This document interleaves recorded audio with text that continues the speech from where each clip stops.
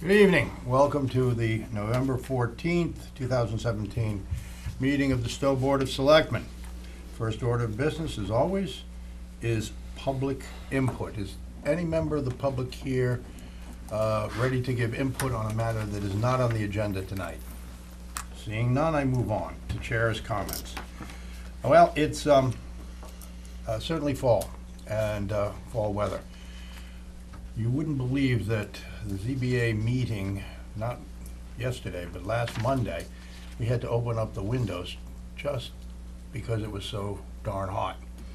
But it's now jacket weather, or as it's known to me, the portly man's friend, something that my colleagues and our trusty staff don't have to worry, much to their credit. Tomorrow evening in this room will be Tri-Town, the most important municipal meeting of every month. It will be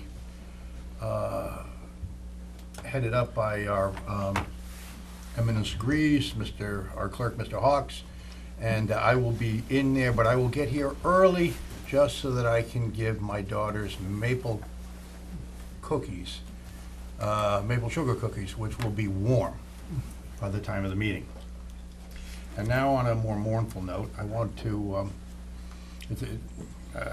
again, unfortunately, reflect upon the passing of two people connected with Stow that mean a great deal to us.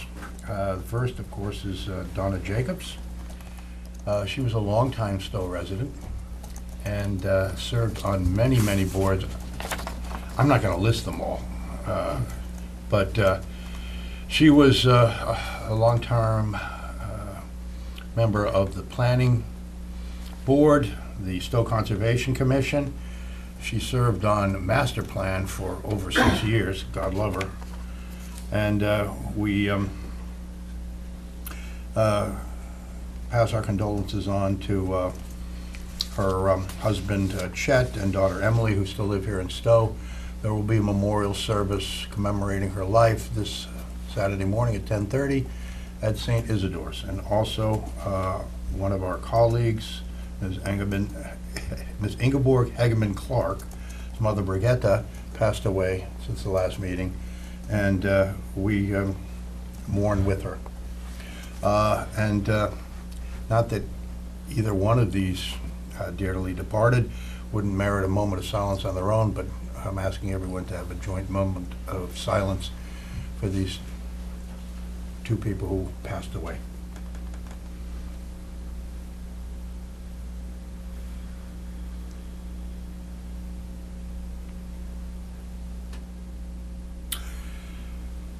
All right. The next order of business are the meeting minutes. And I'd ask our administrative assistant, are we all caught up now after tonight? One more set, I think. And I Okay. owe you one too. You never want to be all caught up. Pay one buck. That's government employee thinking. No, we will be all caught up, Mr. Town Administrator. Do I have a motion on the minutes of October 24th, 2017? Chairman, I move to accept the meeting minutes of October 24, 2017. Second. Thank you, Mr. Clerk. Thank you, Mr. Salvi. Any suggestions or amendments? Sounds good. There is one thing that I need to bring up. That meeting ended at 8 p.m. exactly on the dot, Good job. despite Mr. Ryan's best efforts. It says at 04. Do you want to amend? You want to that? I would like to amend it to 8 o'clock. And I will change my motion to as amended. Thank you, Mr. Clerk. All in favor of the motion to approve the minutes of October 24th, 2017 of the Stow Board of Selectmen as amended? All in favor? Aye. Aye. All opposed? All right, that brings us to July 25. Mr. Chairman, before I make a motion, which then I might have to amend, the introductory paragraph, Maureen, Ingeborg Hageman was present and she was absent, Right, one or the other, I was absent. okay? So on the first line, Maureen, if you could correct that, please. Good catch, Mr. Hawks. Can I have my pen back, Mr. Salvi? Oh, here you go. Thank you. Two lawyers, they can only fit He one pen never between brings a you. pen. No, I don't. In I'm in the that- 21st century. In Mr. that, in that case, Mr. Chairman, I move to amend, to accept the meeting minutes of July 25 as amended. Any other revisions? I'll second. Mr. Ryan beat you, Mr. Salvi. Oh, I know. Any more comments or revisions? Then I'll call for a vote. All in favor of accepting the, Wait, can I hold it on for just a second? Please. Just one. Page 2, last line of the Hudson Light and Power. It talks about 56 streetlights will be migrated from traditional to LED. I don't think lights migrate. How about transitioned? Well, it is an accurate term. Pardon me? You can use migrated, but if you Migrated, prefer is it an transition- acceptable term for Yeah, that? yeah, Yep. you're migrating the different light style. It was the term used. Was it? I believe. Okay, I stand corrected then. Could And- we use both of them? and while I intend to abstain from the vote on this meeting, I would just bring to our administrative assistant's attention that there are 2 page 2s. There Is are. that why you're I abstaining? have, I No. don't. I don't have to have 2 pages. Maybe I missed, All right. You think we're all in tough form tonight? maybe, I'll try- I'll catch I each messed other. that up. Maybe oh yes, I'm sorry, you please had withdraw October that. in Please withdraw that. Then I will call for a vote. All those in favor of accepting the minutes of July 25, 2017 as amended, Aye. Aye. Aye. and I abstain. So that's 4 in favor, 1 abstention. And that leaves us with one last motion. It was our pre-midsummer town meeting. The July 10th, 2017. Mr. Chairman, I move to accept the meeting minutes of July 10, 2017 as drafted. Second. I have Any- one amendment. Certainly.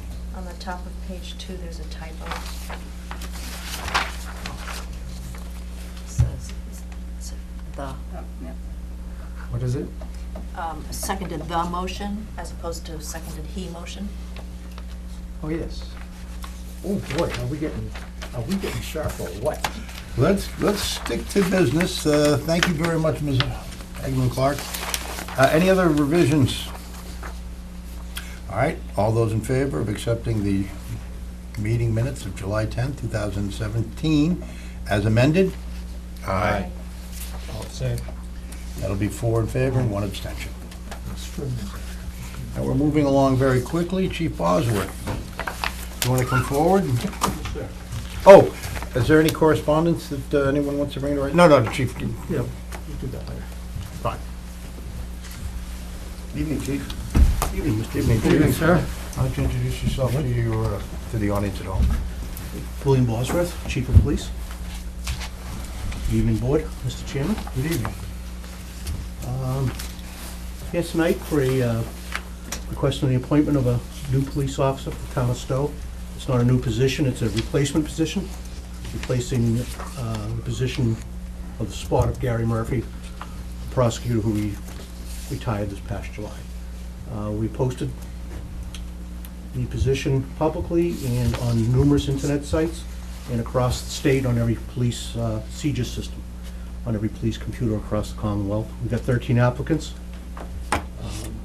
Our internal supervisors, Lieutenant Marino, Sergeants Thrain and Solis, went through the applications. They elected to interview 6 in-house at the police station. Those 3 gentlemen interviewed the 6 candidates, and they cut the list down to 3 that they sent to Mr. Wrigley. On a Saturday in October, Mr. Wrigley, Chief Landry, Selectman Ryan, Superintendent Clayton, and myself interviewed the 3 candidates. And at the end of that session, we had preferred candidate sent forward to you, which I sent you in your packets last week. It's James Landy. He's a current member of the Townsend Police Department. He's been there 12 years. He served approximately 6 years as a dispatcher, and then went through the ranks to reserve or special police officer. and has spent the last 6 years as a full-time police officer for the town of Townsend. Sergeant Darren Thrain did a very thorough background check on him, including driving to Townsend, meeting with several members of the Townsend Police Department, including a police lieutenant and several police officers. He also spoke to the current police chief. Looked through his personnel file, they spoke very highly of him. He then went to the Townsend Fire Department and the Highway Department, and everyone spoke very highly of him. So we've had a very successful background check on him. This past week, we've sent him out to OEHN in Marlboro for a mental health exam. And yesterday, we sent him to Neshoba Occupational Health and Air. And we're waiting on the results for those 2 exams. And I think he's gonna be a great fit for the department. Cassandra Ela, Detective Ela, who currently works with us, she's been here 4 years, used to work for the Townsend Police Department. She worked with James Landy, and since she left Townsend and came to Stowe 4 years ago, they've stayed friendly. And I talked to Detective Ela several times, and she thinks he's a great police officer and a very nice person. They've stayed friendly, and she recommends him, so that means a lot to her. So I think we've done our due diligence on this. I think he'll be a good fit for the town of Stowe. He's experienced. Townsend's gonna hate to lose him, but it's our game. So I respectfully recommend that please consider appointing Mr. Landy as our new full-time police officer. Thank you, Chief. The package is very complete. We appreciate that. It Thanks. allowed us to review beforehand. A quick question, is the proposed candidate going to take over the police prosecutor? No, Bob Nelson filled that position. We did that earlier this Oh, okay. summer.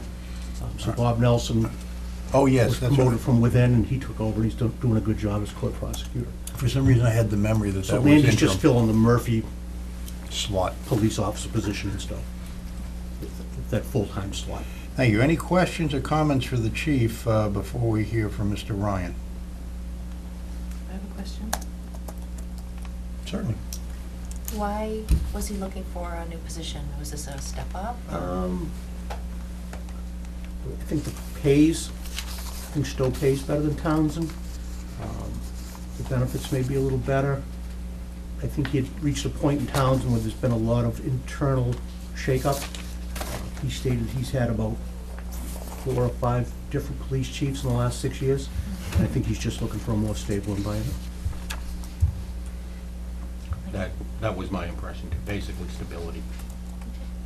Probably heard good things from his friend who's here, so. I assume that has a lot to do with it, yes?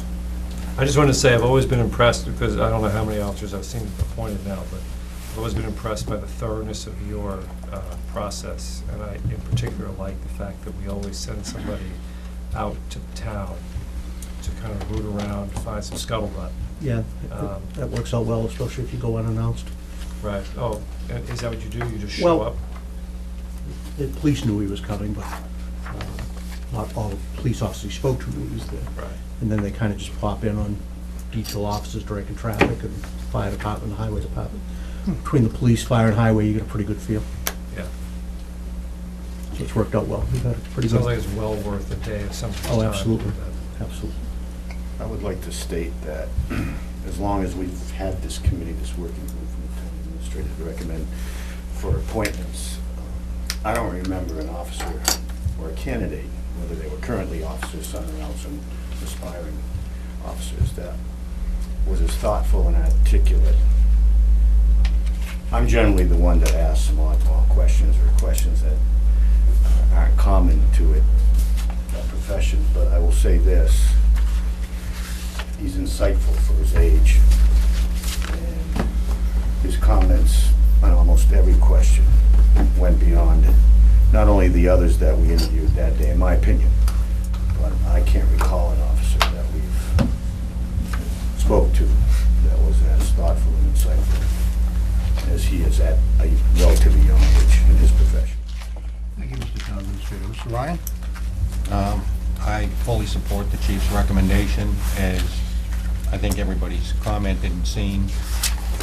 It's a very thorough job. One of the things, as Chief Bosworth mentioned, and I'd like to give kudos to the supervisory officers under his command, Lieutenant Marino, Sergeant Thrain, and Sergeant Solis, that they end up doing the bulk of the work to begin with. You know, in the past, we've had, years ago, we were getting 70 applications sometimes, and they would weed through them, and they've been very thoughtful, and they've provided us with great recommendations over the years, so they really deserve kudos. And as Mr. Wrigley mentioned, I think this is a process that is definitely working. It's, so it's fully supported, and I think he's going to be a great candidate.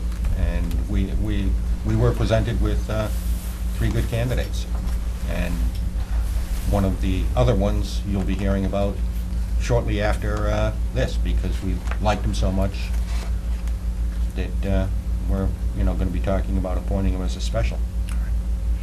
That being said, Mr. Ron, would you like to lead us in the motion? Sure. May I make a suggestion, Tom?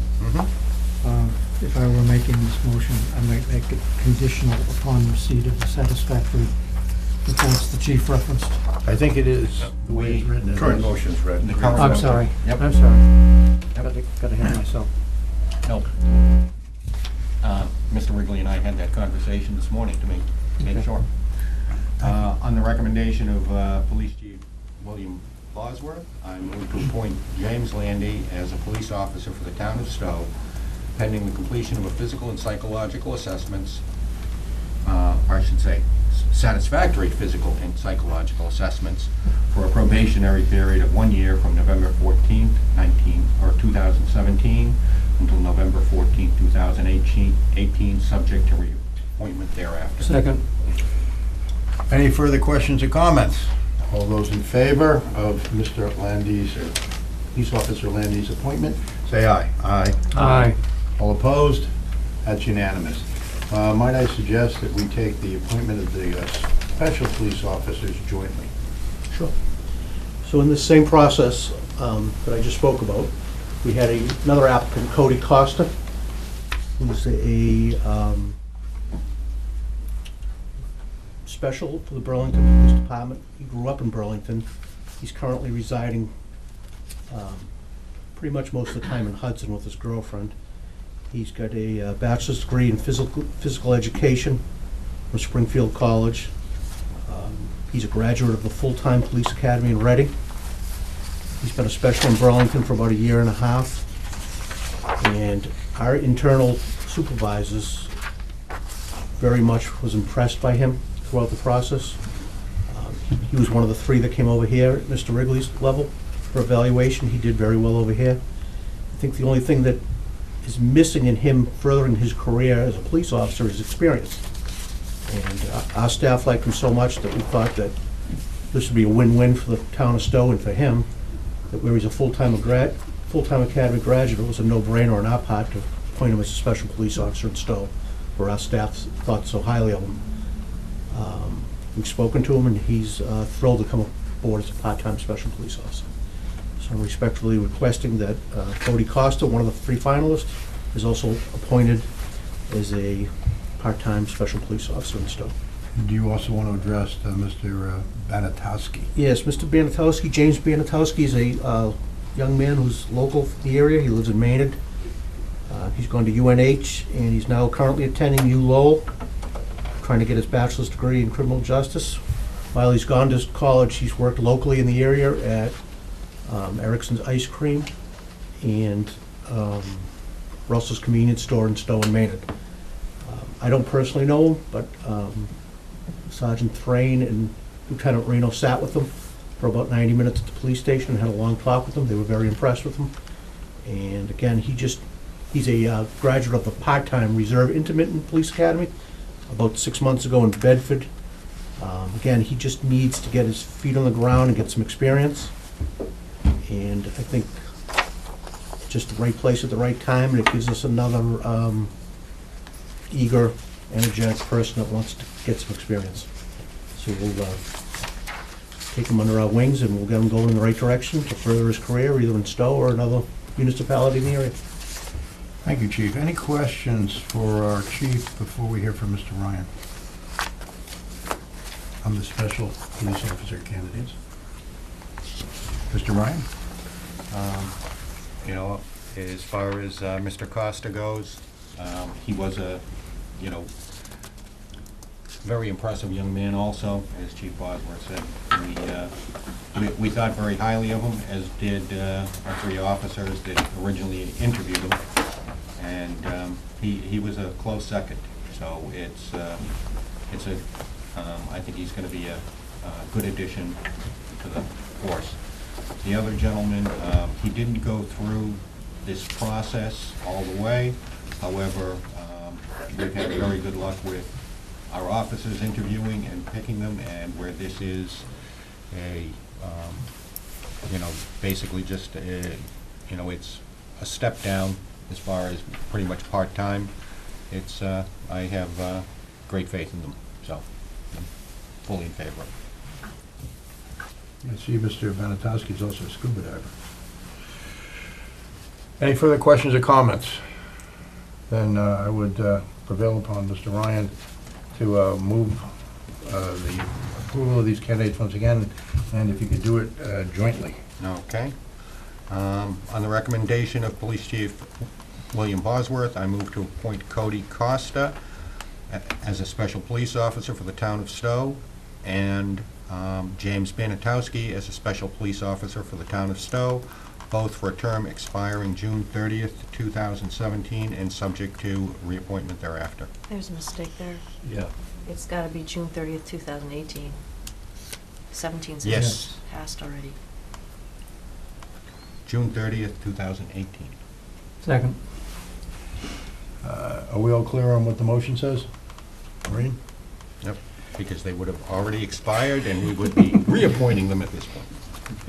I just want to make sure we're all clear on the language. Then, if there's no further question or comments, I'll call for a vote. All those in favor of Mr. Ryan's motion to appoint Cody Costa and James Banatowski as special police officers in the town of Stow, say aye. Aye. I think that's unanimous. Thank you, Chief. Appreciate your time. Thank you very much. Thank you. Chief. Thank you for your time, thank you for your support. And Chief, please give my thanks to our officers for doing a fine job again as usual. Absolutely, thank you. Thank you, Mr. Whitney. And now, just a few minutes late. Appreciate your patience, but so I always like to get the chief in and out. We now have a notice of a tax classification hearing. This is our annual discussion of setting the tax rates in Stow. Please bear with me while I read what has been printed in a local publication. The Board of Selectmen will hold a public hearing on Tuesday, November 14, 2017, at 7:15 p.m. in the Town Building, 380 Gray Road, Stowe, Massachusetts, on the issue of tax classification. The purpose of the hearing is to allow taxpayers the opportunity to present their views on whether or not residential, commercial, industrial, open space, and personal property should be taxed with one rate for all property classes, or to use different tax rates for different property classes. The hearing will include a presentation by the Board of Assessors outlining the options available under Chapter 40, Section 56 of the Massachusetts General Laws. At the conclusion of the public hearing, the Board of Selectmen shall determine whether or not tax classification shall be applied for the fiscal year 2018 tax rate. Currently, the town taxes at a single tax rate for all property classes. All concerned taxpayers are encouraged to attend to present their views orally or in writing. If there are any questions about the hearing, please contact the Assessor's office. I think I've read it. I think we're ready to hear from our assessors. All right. You don't have any property. Hi, Kristen. Good to see you. Good to see you. Good to see you. Thanks for coming. Good to see See you you. down. I'll wave to you guys. That's a long way down there. And we all know you, but why don't you introduce yourself to the people who may be watching at home? My name is Don Pugliese. I'm Chair of the Board of Assessors. Kristen Fox, Principal Assessor. Thank you. And is there anyone here in the audience tonight who is here because of this matter? Seeing none, I think we can focus. Might have had one in the back. What, hello? I'm here to hear the information about the taxes. Oh, please, why don't you come on up? I think she just wants to hear. Oh, no, I know, but would you like to come up front? No, I can hear from here. Okay. Thank you very much. Why don't you present? Okay. As the notification read by Chair Burke indicates that currently and historically, the town of Stow has used a residential tax factor of 1, which results in a single tax rate for the community. The Commonwealth allows towns to establish the share of the tax levy that will be paid by each tax, property classification, which enables some of the burden of taxes to be shifted from residential property owners to commercial, industrial, and personal property owners. Historically, the Board of Assessors has recommended that we maintain and retain a single tax rate. The reasons being that more than 90% of the real estate base in the town is residential. Very little of the town's real estate base is commercial and industrial property or in personal property. And therefore, the benefits of shifting the taxes to commercial property are relatively minimal in terms of savings to residential property owners. And it creates a very large burden on commercial property owners because they represent such a small percentage of the real estate tax base. In the handouts that we've provided, we show some examples here. And now the tax rate is not yet certified, so rather than discuss the projected tax rate or the preliminary tax rate, we can talk about maybe some examples of how the shift would affect a typical homeowner or an average property, a residential property in the town. For example, on page 3 of the handout, it shows the shift that representing an average single family of property in Stow, the average value being $460,300. Shifting at the extreme, shifting the tax burden to 1.5 would result in a $460 savings on average to a residential property owner and a $10,630 increase to an average commercial owner based upon average values.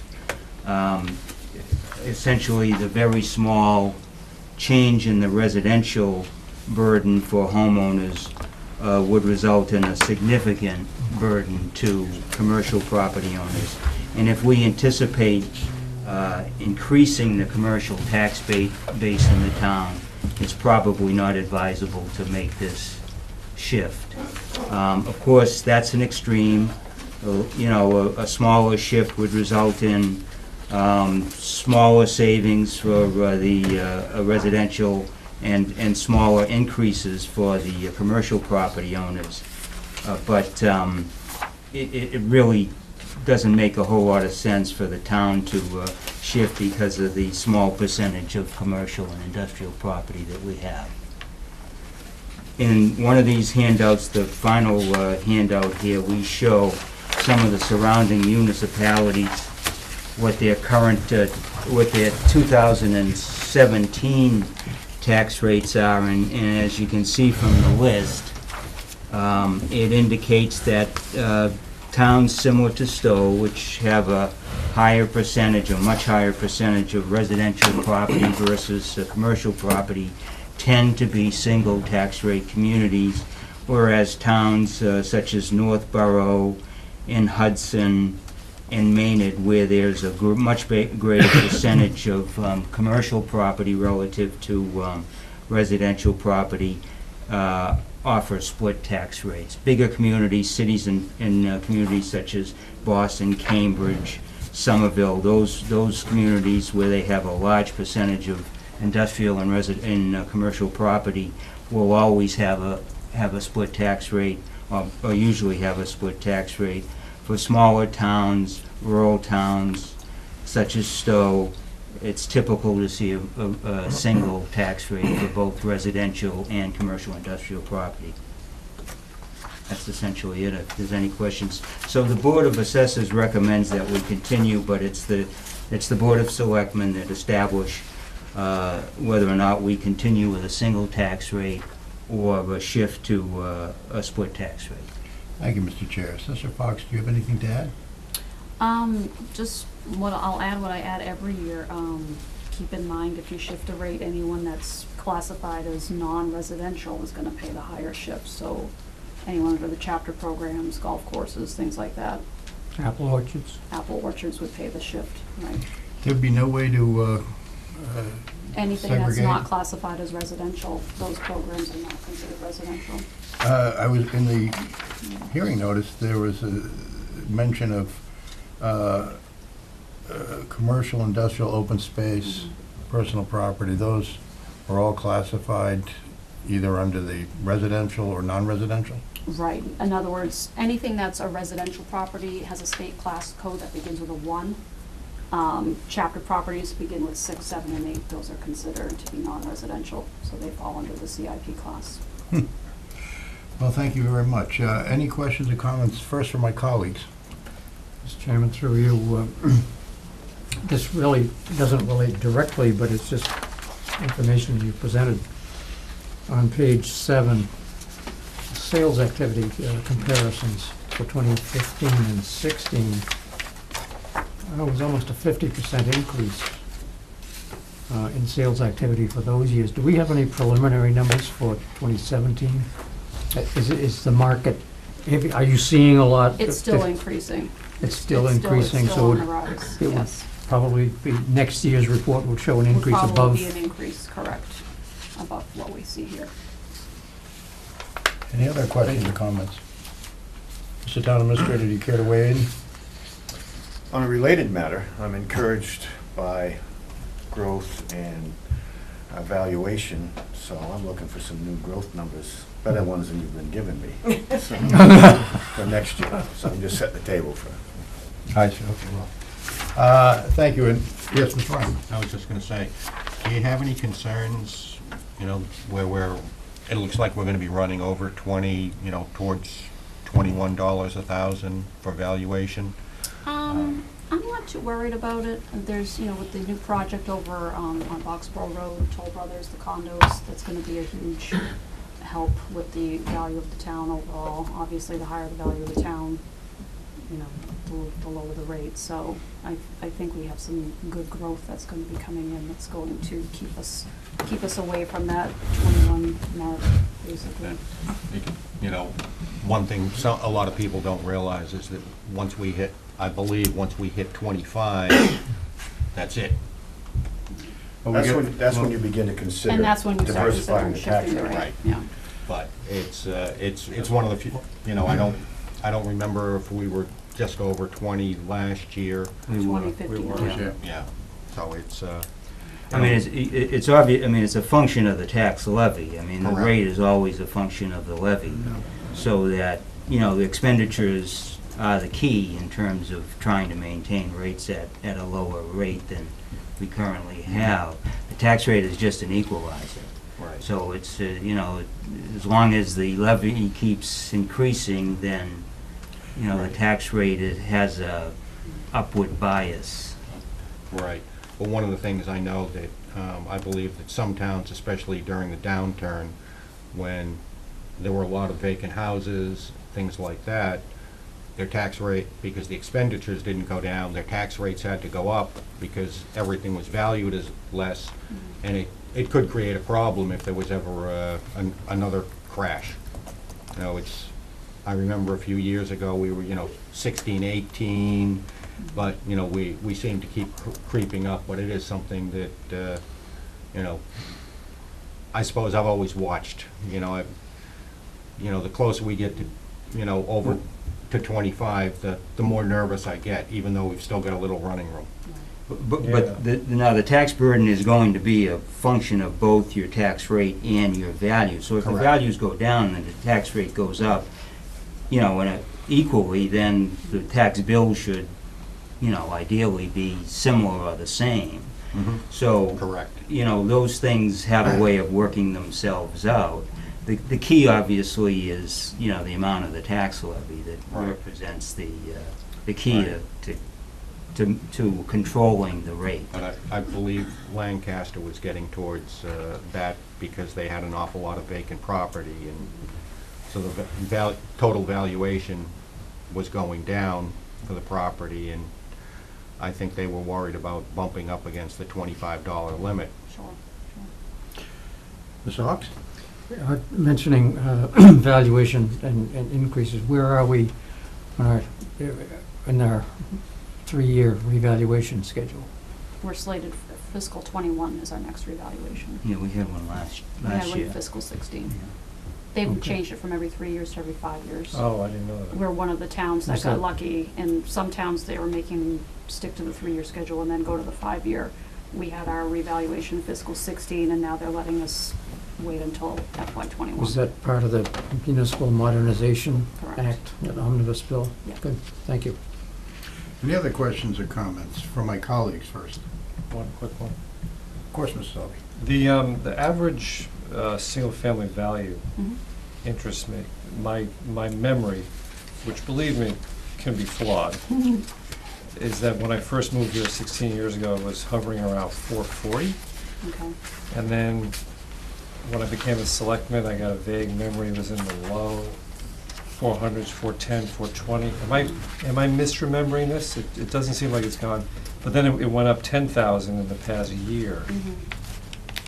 Just, Yeah, well, you can see from this page 6 that in 17 it was 449.3, yeah. so that it's gone up 10,000. And as the tabulation that Kristen put together indicate, we've had a surge in sales activity in Stow, and also a surge in the median and average value, The or average average sale pricing price, of the sales. The Average average sales sale like price 5. has increased about 7% from 15 to 16, so you're looking at an average sale price of 485, 215, and now an average sale price of 519, 500. So when the sale prices increase, And those are assessed actual values are going to sales. increase. I think I may not have realized how much we were hit by the crash and for how long, if my memory's correct. Well, I realize it because I look at B&T statistics all the time and, related to the, my business. And Stow just recently has recovered This is from my, and this the is my peak. point. Okay, Yeah. so that, okay. Yeah, for a very long period. Now, I mean, if you go into communities around Boston, you will see that they have far exceeded the previous peak in 2006 or 7, whenever it occurred in those communities. We must just be. We're just getting there. We're just getting back to where we were in Okay. those. I think probably the peak in Stow was 2005 or so, and we're just getting back there now. So it's been a long process, and that is common among communities that are a little bit more distant from the core areas. And that's related to the point Mr. Ryan was making about how the tax rate has gone up in the past several years, right?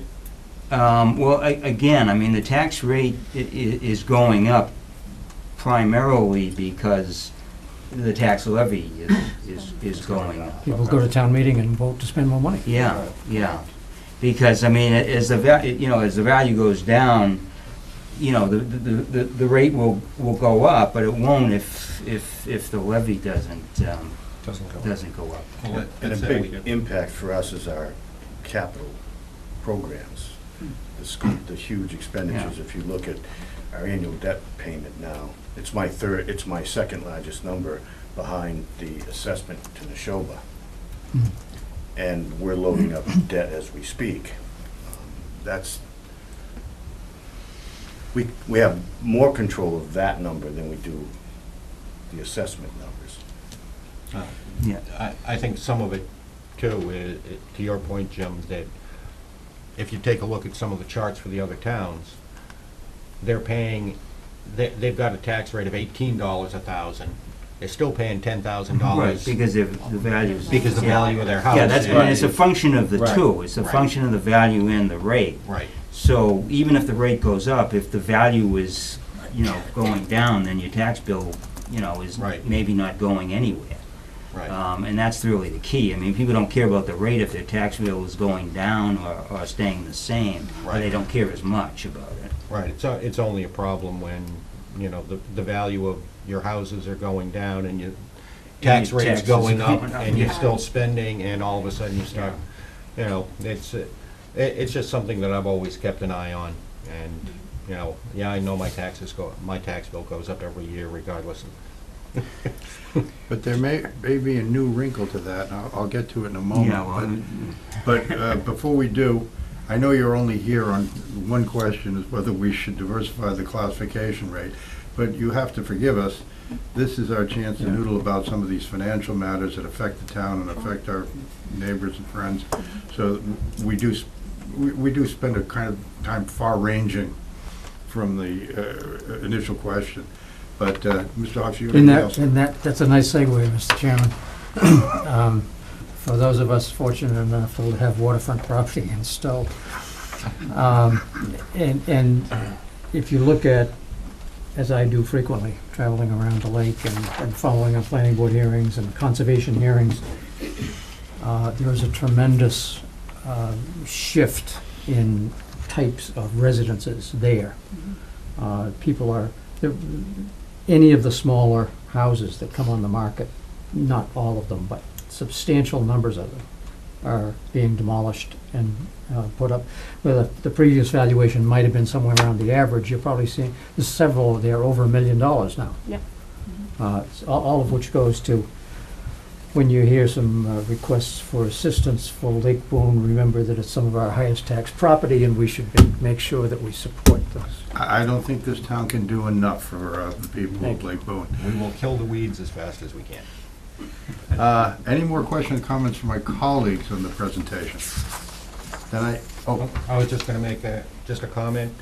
We've been doing this for a while. I fully support the assessor's view. I think that given the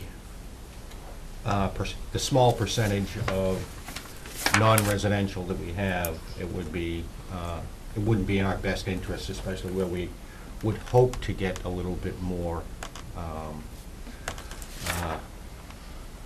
non-residential. And the other thing is that we are lucky to have, the shopping center up there. Even though things change over occasionally, it's expensive to get, it's expensive enough to be in Stow. But I'm very grateful that we've got a supermarket, we've got pharmacy, we've got some small businesses up there, so that, it increases the quality of life, and I'd really hate to add too much of a burden to them to where they would consider moving elsewhere.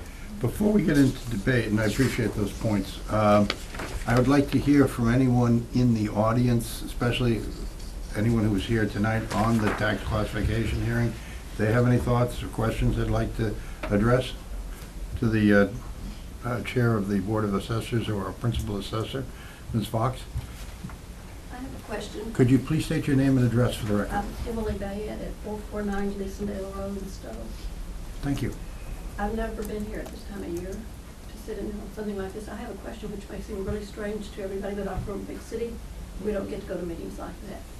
If you have a vacant house, do you not get taxes paid on that while it's a vacant property? You would still pay Yeah. the same amount of taxes whether or not it's vacant. Oh, okay. Well, Yeah. I didn't understand when that was mentioned earlier, and I just want to be sure. The problem with vacant houses is nobody there to pay the taxes. Well, that's what I was wondering. But somebody owns it. and Might have a somebody's- collection problem, but the money's still due.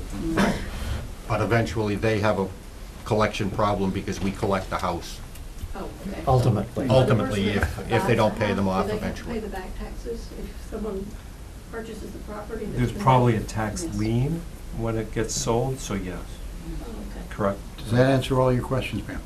Probably not, but that's all I can ask right now. Thank you very much. If you have any, you can feel free to submit them to the assessor by email. You can go on the town website, which you'll hear more about tonight, and you can send specific questions.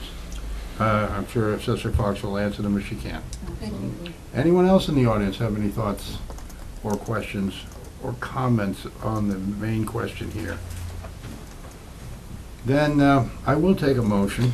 Should we just procedural, should we have a motion to close the hearing since you convened it? Thank you, Mr. Clerk. I do believe I forgot that. I move to close the tax classification hearing. Second? All those in favor? Aye. All opposed?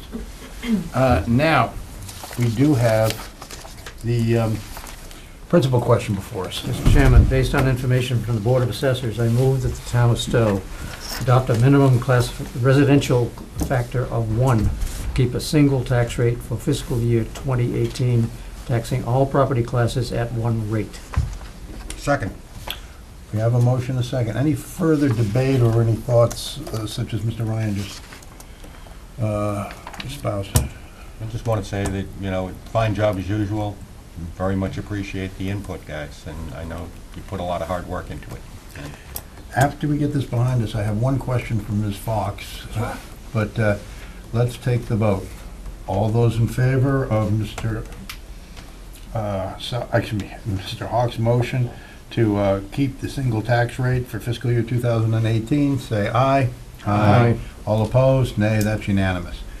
And as I said before, this is our opportunity to think about some far-ranging things, and maybe in terms of the budget next year, and we're not exactly sure what's going to happen in Washington, D.C., but there is a thought down there to capping the property tax deduction at $10,000. And I asked Ms. Fox to give me some figures on how many, and again, this is just for general information, maybe going into the budget building. And I don't really think we need to spend a lot of time debating it, but just as a matter of information. How many houses in Stow are paying $10,000 or more than $10,000 in property taxes each year? Excuse me, can I just clarify your question? Sure. The reported figure that you said there was a move being discussed nationally Yes. that would limit property tax collection? No. Deduction. Deduction. Deduction. State and local tax deduction is Okay, I'm sorry. is a move to cap it at $10,000. That's one of the I think the House potential. has that. If you itemize, it's important to you. If you Yeah. don't. Well, based on these average numbers, that'd be half of them, pretty much. I think Ms. Fox has even more precise numbers. Yes, we, for fiscal 18, we have 2,090 single-family homes, and out of those, 797, or 38%, are slated to pay over $10,000 in taxes What was the for percentage? FY18. 38%. We don't know what'll happen in Washington, but it's something to keep in mind going forward, because there are a lot of us, and I confess to being one of them. When I get my property tax bill, and I apologize, Madam Clerk, I barely open it, because I know it's going to be paid by my mortgage holder. But if that changes, we might see downward pressure on the When it comes back. tax levy that we haven't seen before. Just a thought. Suggest anyone concerned about that contact people in Washington.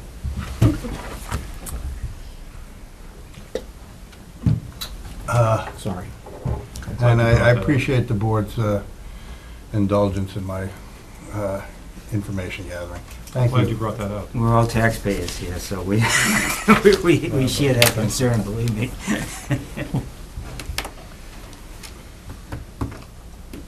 And we might be more in favor of them just limiting the tax. Yep. Anything else? Yeah. Thank you very much for coming in tonight. Thank you. Thank you.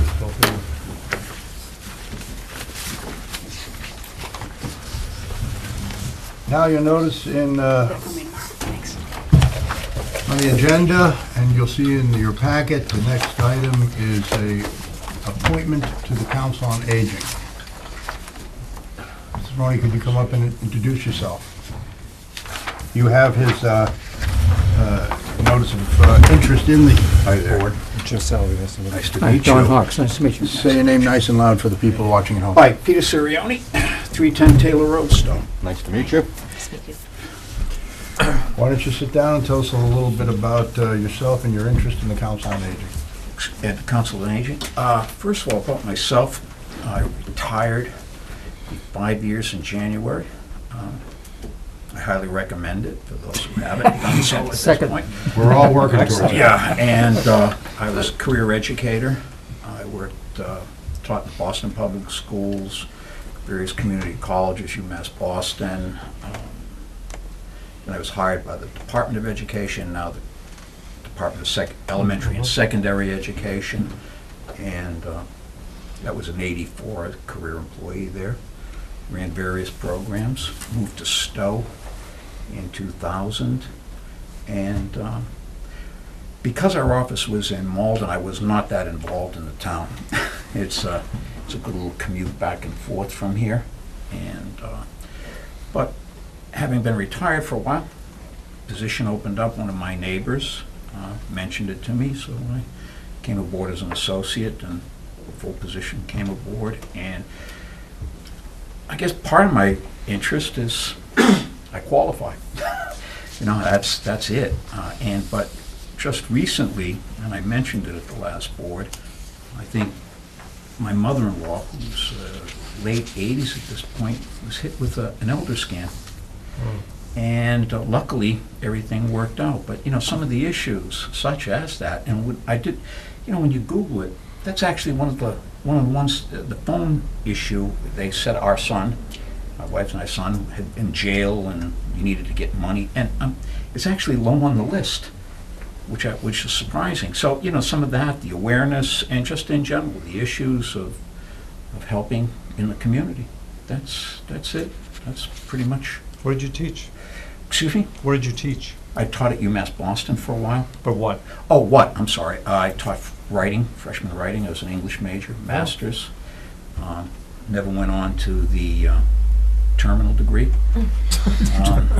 There's no such thing for some people. Yeah, well, I think that, you know, in all seriousness, or it's actually not that serious, the classic question that a PhD in English at that point in time was asking was, may I take your order? No jobs. So I stopped, and I started looking for new areas to move into. Yeah. But I didn't want to go PhD. I always wanted to do community college. I'd been in the Navy. I came out of high school, right in the Navy. When I decided to go to college, I went to community college, and I found that to be the environment very welcoming for non-traditional students, very high school students too, but somebody coming back, and that's where I wanted to teach, but there were no tenure positions. Right. So when position at the Department of Education sort of fit with my resume, that's where I decided to go. What did you do for DOE?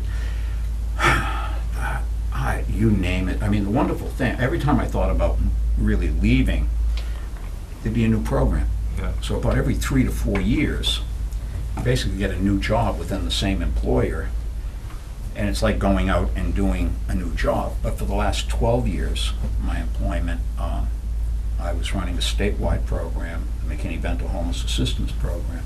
And it's a federal program, but it's a good microcosm for things that I did, is taking federal legislation, turning it into guidance for school districts on how to implement, how to move forward with it. We ran a grant program, we did troubleshooting, we did training, we did customer service.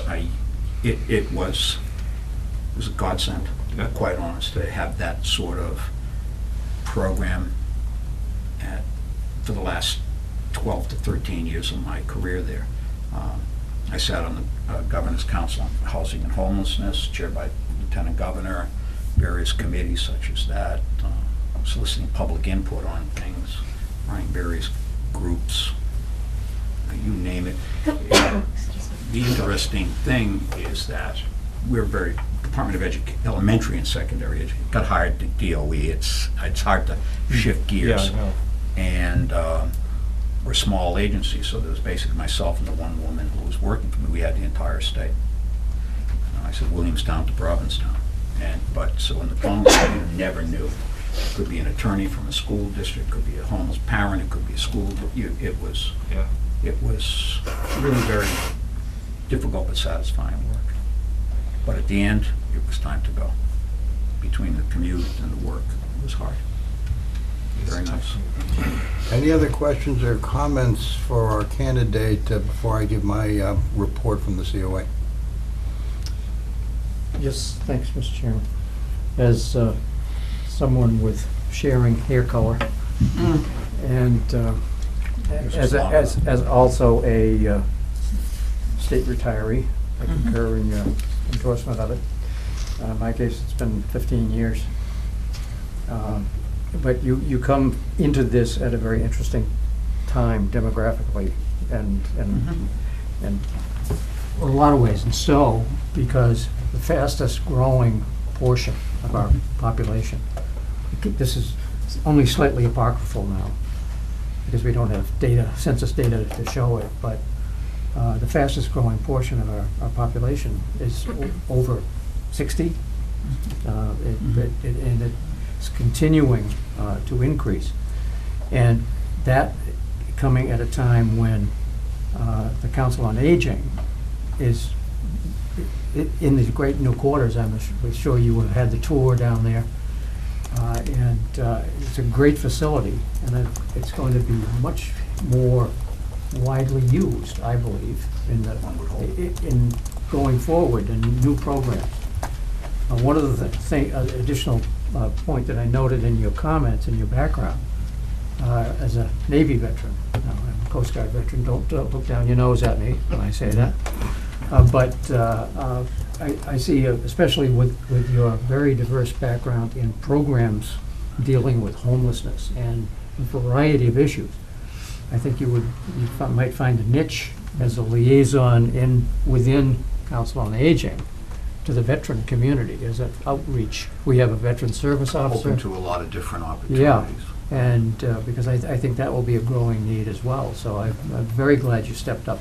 So thank you. And you know, I just highlighted the last program. I did a lot of training. You name it, we did it at the department. And I am looking forward to, I've just been there for 3 months now, I think it is, so, just starting to feel my way about. And Don't try to scare them off, Don. I'm not. Mr. Hawks just about had me heading out the door. He already liaised to various agencies. No, but I know, us old retired guys, like. See you later. But you said about the graying of the community, it made me think. I was just in with my son, our son, she had a lot to do with it. His birthday, he lives in Somerville, and we went to this restaurant, and I leaned over to him. He's 26, just turned 27, and I leaned over to him. Am I too old to be in here? And he told me he'd cover for me.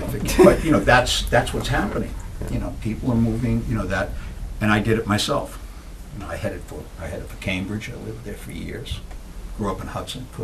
No offense to if anybody had been from there, but I couldn't wait to get out. But that was back then. But it's happening all over. And the cities are getting younger again. Any other questions or comments? I think you'd be a great fit. You have a lot of energy. Excuse me? You have a lot of energy. I think you'd be a great fit.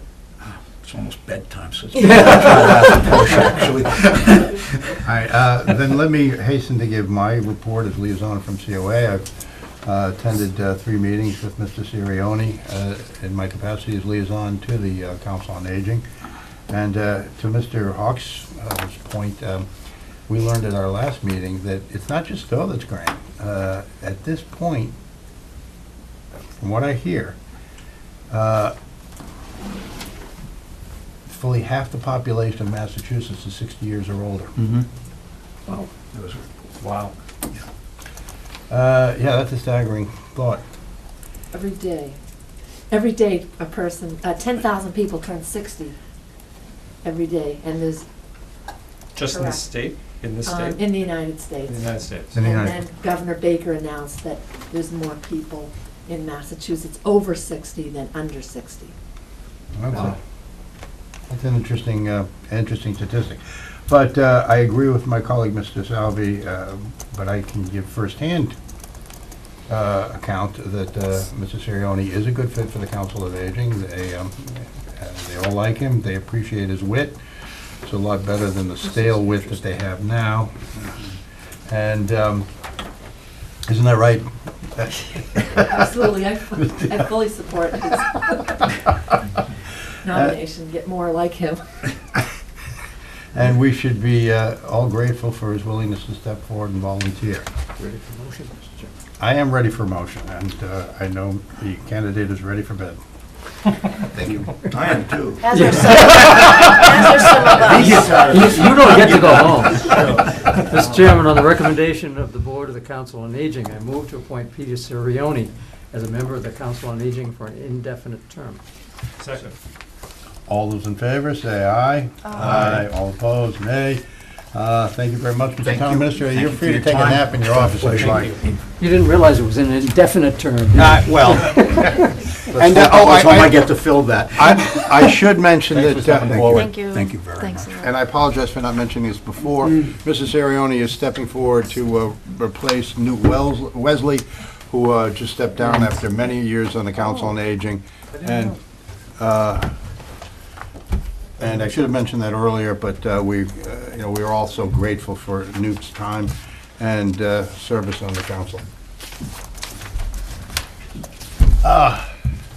And that brings us to Mr. Rising. I'm sorry very much for holding you up, but we appreciate you coming forward and reporting on the Assabet River Rail Trail. Good to see you, Tom. Well, there's a lot of rail trail activity going on, but not in Stow. Well, you might speed your appearance here if you just concentrate on the Assabet River Rail Trail stuff in Stow. Well, there's not much that's going to happen in Stow at the rate we're going, in that an important link to connect up from Maynard to Hudson is to go on the old roadbed, which goes through Honeypot Hill Orchards. And to have the rail trail through there is a big hindrance on their operation there. And that's why they're not interested really in letting us go across their land. They use it in this time of year.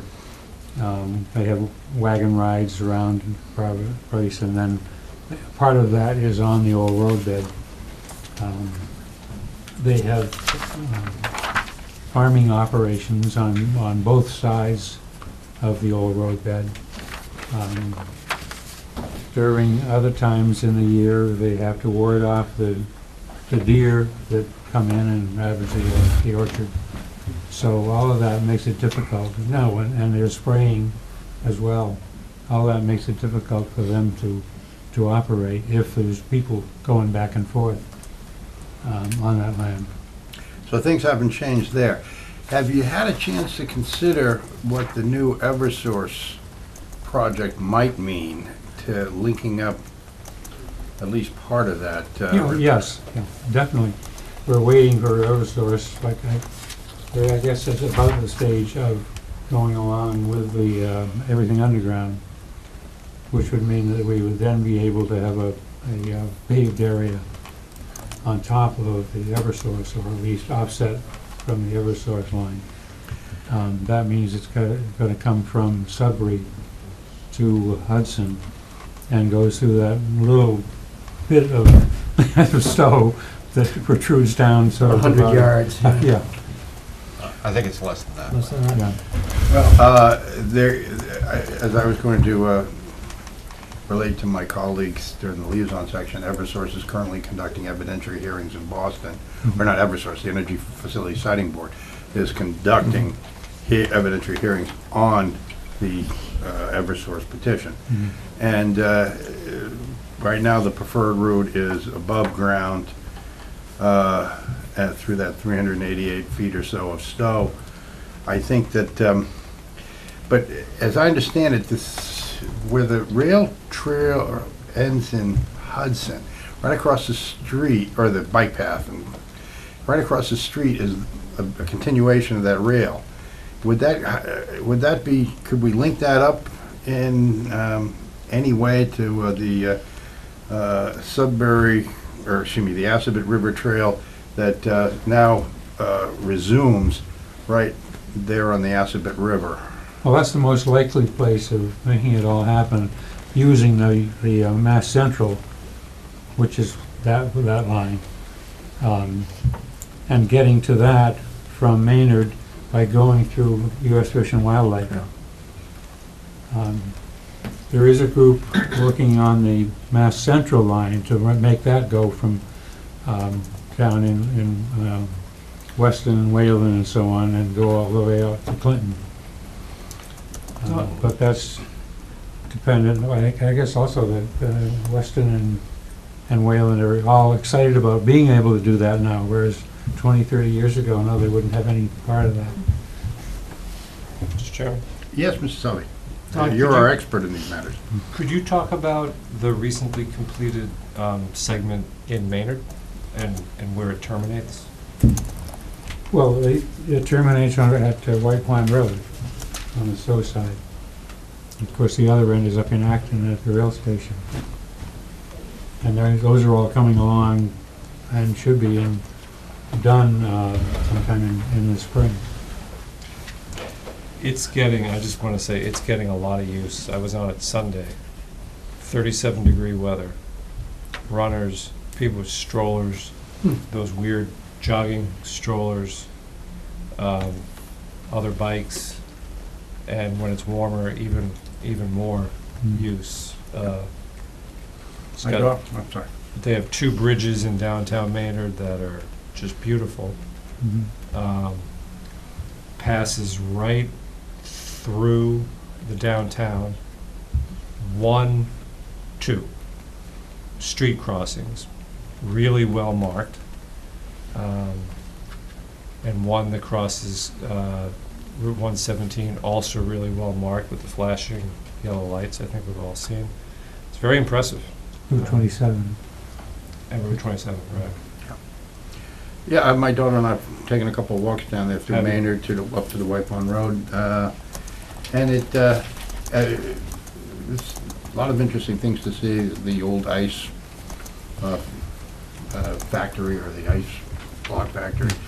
But I guess, and I'll ask both of you, is there a way to snake that thing around if the Eversource project goes through? Through the wildlife refuge, I guess. Well, we'd go through the wildlife refuge to get from the terminus now at White Pond Road. Right. Another downside to that is the wildlife refuge is closed from dusk to dawn. So presumably people who are commuting wouldn't be able to go through there. And they have policies about dogs. So those 2 restrictions would make it a little bit different. But biking would still be possible? I mean, that's what we're all trying to... During specified hours. I've been a friend of the Assabet Wildlife Refuge for a number of years, attended a lot of their meetings, and this has come up frequently, that there is a willingness to accommodate up to a point, but it's a federal agency. They have guidelines that cannot be accommodated in a particular local situation. You can bike it now, actually. It just isn't officially Yeah. marked as part of it. Yes. Yeah, But- they encourage it, or they will be encouraging it. Yes. But only during those hours. Yeah, and the dogs, Right. people would normally take on a bike path or something else. So there are severe limitations to it. I don't know about dogs being severe, but doglessness being severe, but I'm just looking hopefully for some way to link up the rail trail, even if it means snaking it around through the Assabet River Trail. So people who want to start on a bike ride in Acton can go all the way to the end. That's the dream. Well, we thought of getting from... Do you have a map there? If I have a few, this is from a presentation I did to the Maynard Economic Development, and The only point of this Give one to Maureen for the record. is that, I think we'll maybe show this to the people at home. this area is, we have a great history of failed railroads. The 1800s saw a whole bunch of railroads built that never should have been built and didn't have a prayer economically, and then trucks came along. They all went out of business, and they left us with these rights-of-way that now can be turned into rail trails or walking trails. You'll see where we are. The thing that goes right through Maynard, of course, is the ARRT. The other one that goes north to south is one you might not have heard of, the Bruce Freeman Trail, Bruce Freeman. which is being extended now from Concord through Sudbury. The one that goes west to east, from what looks like Concord, it's really Bedford, that's the Minuteman. I don't know what the other small dark one is. But the point is, and sort of getting to what you're saying, if you can manage to link these trails, if you can even link them with lanes on roads, dedicated lanes, or even what they call sharrows, just markings that show that the road's open to bikes. We've got quite a built-in network here, and most of it's already paid for, or is paid for by the state. Would our Complete Streets program be any assistance in that? Funny you should ask. Nice to have a straight man. That came up at our last meeting, and of course, the terminus that Don talked about on White Pond Road is going to be one of the destinations. And we're going to be talking, keep in mind, that's only like a mile away from Lower Village.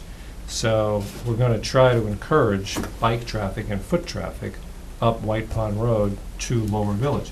I mean, a logical thing to think about would be a pamphlet at that terminus talking about just 1 mile that way. You know, there's this, that, and the other thing. Maynard has that in their downtown. I should have brought it with me.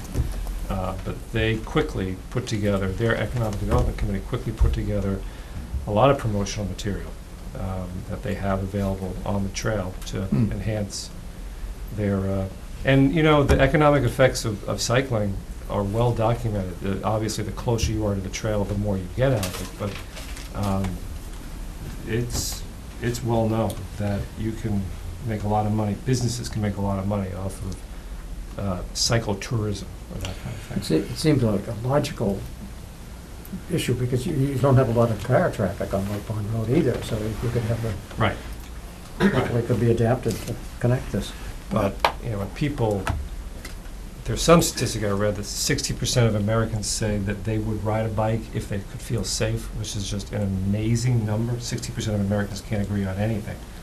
60% of Americans say that they would ride a bike if they could find a safe place to do it. And it's probably because it's easy, we're all kind of familiar with it. But the key is the if I felt safe part. And people don't feel safe on a road, which is understandable. But a dedicated trail like the Assabet, like the Minuteman, which is the granddaddy of them all, like the Bruce Freeman, it's a real community asset. You go down to the ARRT or the Minuteman on any Saturday or Sunday, there are a ton of people out there of all types. A lot of vulnerable users too, seniors, people with walkers, people with dogs, strollers, little kids on bikes with training wheels. It's quite a community asset. All right, well, Mrs. Salvi, it's funny you should say that because you asked Mr. Rising be placed on tonight's agenda. Yes. Is there anything that you want us to do at this point? No, I just wanted Don to first get a little recognition. He's been working tirelessly on the ARRT for years. As he said, the plans of taking it through Stow kind of ran into a brick wall years ago, but they're doing good work. I mean, they've brought it right to our doorstep, literally right to our doorstep. And that's a new development. And in my personal opinion, it's a beautiful thing. It's very well done. We thought at one time of getting from Sudbury Road to Gleasondale by a ferry on the Assabet. Are you serious? I'll volunteer to be a captain if I can do that. Okay, I'll go to the audience in just a second, but let me hear from my colleagues. thanks an awful lot for spending your time on it. One question I've got is, I know that the section along the Assabet and Stow, you know, it can be used, we've got the right of way on it. Has anything been done? I rode it a few years ago on a bike, took my life in my hands because of some of the potholes. Tree roots. But I believe that Mr. Albright, who owns it, would be willing to work with the town to, fill in any potholes or something along those lines. But has anything been done with that? And I actually have no idea the condition of it at this point. Well, he grades it, or has Right. somebody grade it. And we think that we should be participating in that, actually. And the town do some of that grading in order to maintain a fairly good surface there. Does he grade all the way up to the bridge? Right now, he only grades up to the That's to the Crow that's the Island, real yeah. that's the real troublesome part. I think Yeah. Tom's referring to, because it's Yeah. it's just the original track with all kinds of tree roots and potholes and rocks and all kinds of things. I know there's a few town employees, Jesse, Kathy, who have on their long-range radar trying to come up with some plan for Track Road. And there's still a little bit of CPC money that was approved by town meeting for the original paving project that could be repurposed if that comes up. I think at this point, staff haven't had time, frankly, to pull together something on that. But I just figured it was something worth mentioning because I haven't heard it mentioned in a while. It's definitely worth mentioning. Okay. Anything else from my colleagues? Yes, sir. Please state Hello. your name and address for the record. I'm Robert Evans. I live on 22 Wildwood Road, near the north end of Lake Boone. A year and a half ago, my place of work moved to the mill in Maynard. I have been an avid cyclist. 20 years ago, I could ride 100 miles a day. I would like to bicycle to work. I occasionally do. Getting on the rail trail at Sudbury Road near the Assabet River, that section is extremely rough, very rocky. Not so much tree roots, but I don't think between there and Crow Island, I recall it having ever been graded. I've seen grading over the years, and I've been at the location where I live for over 30 years, between Crow Island and the Maynard line, to White Pond Road. When it rains, the water does not properly drain, and for several days, I can't get to work without being muddy. Now, I work in an office, I'm an engineer, I need to look professional when I get there. So, I either need to shower and change my clothes or do something that makes this less practical as a commuting alternative. I still persist, if it's been dry for a few days, to try to use it. When in the morning, I frequently don't have the time of coming back in the afternoon, because I know that the part in Stow is actually an inferior, uncomfortable ride. I'll go through the wildlife refuge, taking me a few miles longer, coming out approximately Dawes Road and Sudbury Road is where you come out if you go that way, taking the shortest route. And then I got a mile and a half up Sudbury Road to get back home.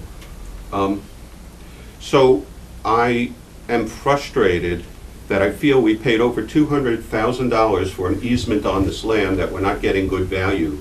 And I challenge the board to see what they can do to try to improve this situation. Thank you, sir. Anyone else? Margie?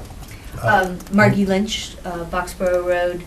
When I saw the rail trail in Maynard going in, I eagerly hopped on my bicycle and rode up and over Birch Hill and over to Sudbury Road, and went into Track Road from Sudbury Road at the bridge. I hadn't been on there for a really long time, and I guess I wanted to echo the remarks. I'm hoping there's an opportunity to make use of that amazing asset. One thing that struck me is, it's gated and there's no signage or other information to indicate that people are welcome to use it. And it had been so long since I'd been there, and I hadn't been following things, that it wasn't actually clear to me that I was a sanctioned user of that facility. So I guess I would, in contrast to the other end where there's a kiosk and trail information coming off of White Pond Road. So I guess I'd flag that initially. Would love to see that facility be improved so it is more usable by casual users. I was on my road bike and it's a tough go. It is pretty potholed. I'm not a biker, but Yeah. my daughter and I sometimes walk that, and you Yeah. go by Crow Island, it's like something out of Dr. Seuss. They've got a circus school, they've got ultralights landing and taking off. It's an interesting, it's a fascinating. It is, and the river is such an asset to our community, and we have town forest access on one side, but in my mind, that's one of the most exciting opportunities that facilities like these open when you go down the Maynard section and can have access to the Assabet River from the trail and access to downtown, and then to be able to bypass Route 27, which you really can't bike on. It's so dangerous, and I think it's an amazing resource there. We have a resource in Hudson now, and in addition to the track road piece, I guess I was going to say, for your consideration and for the consideration of the Complete Streets Committee, I think having a separated pathway is the gold standard, and I think we should all continue to working on building that as a facility. Hopefully someday we can reach some sort of agreement with Honey Pot Hill.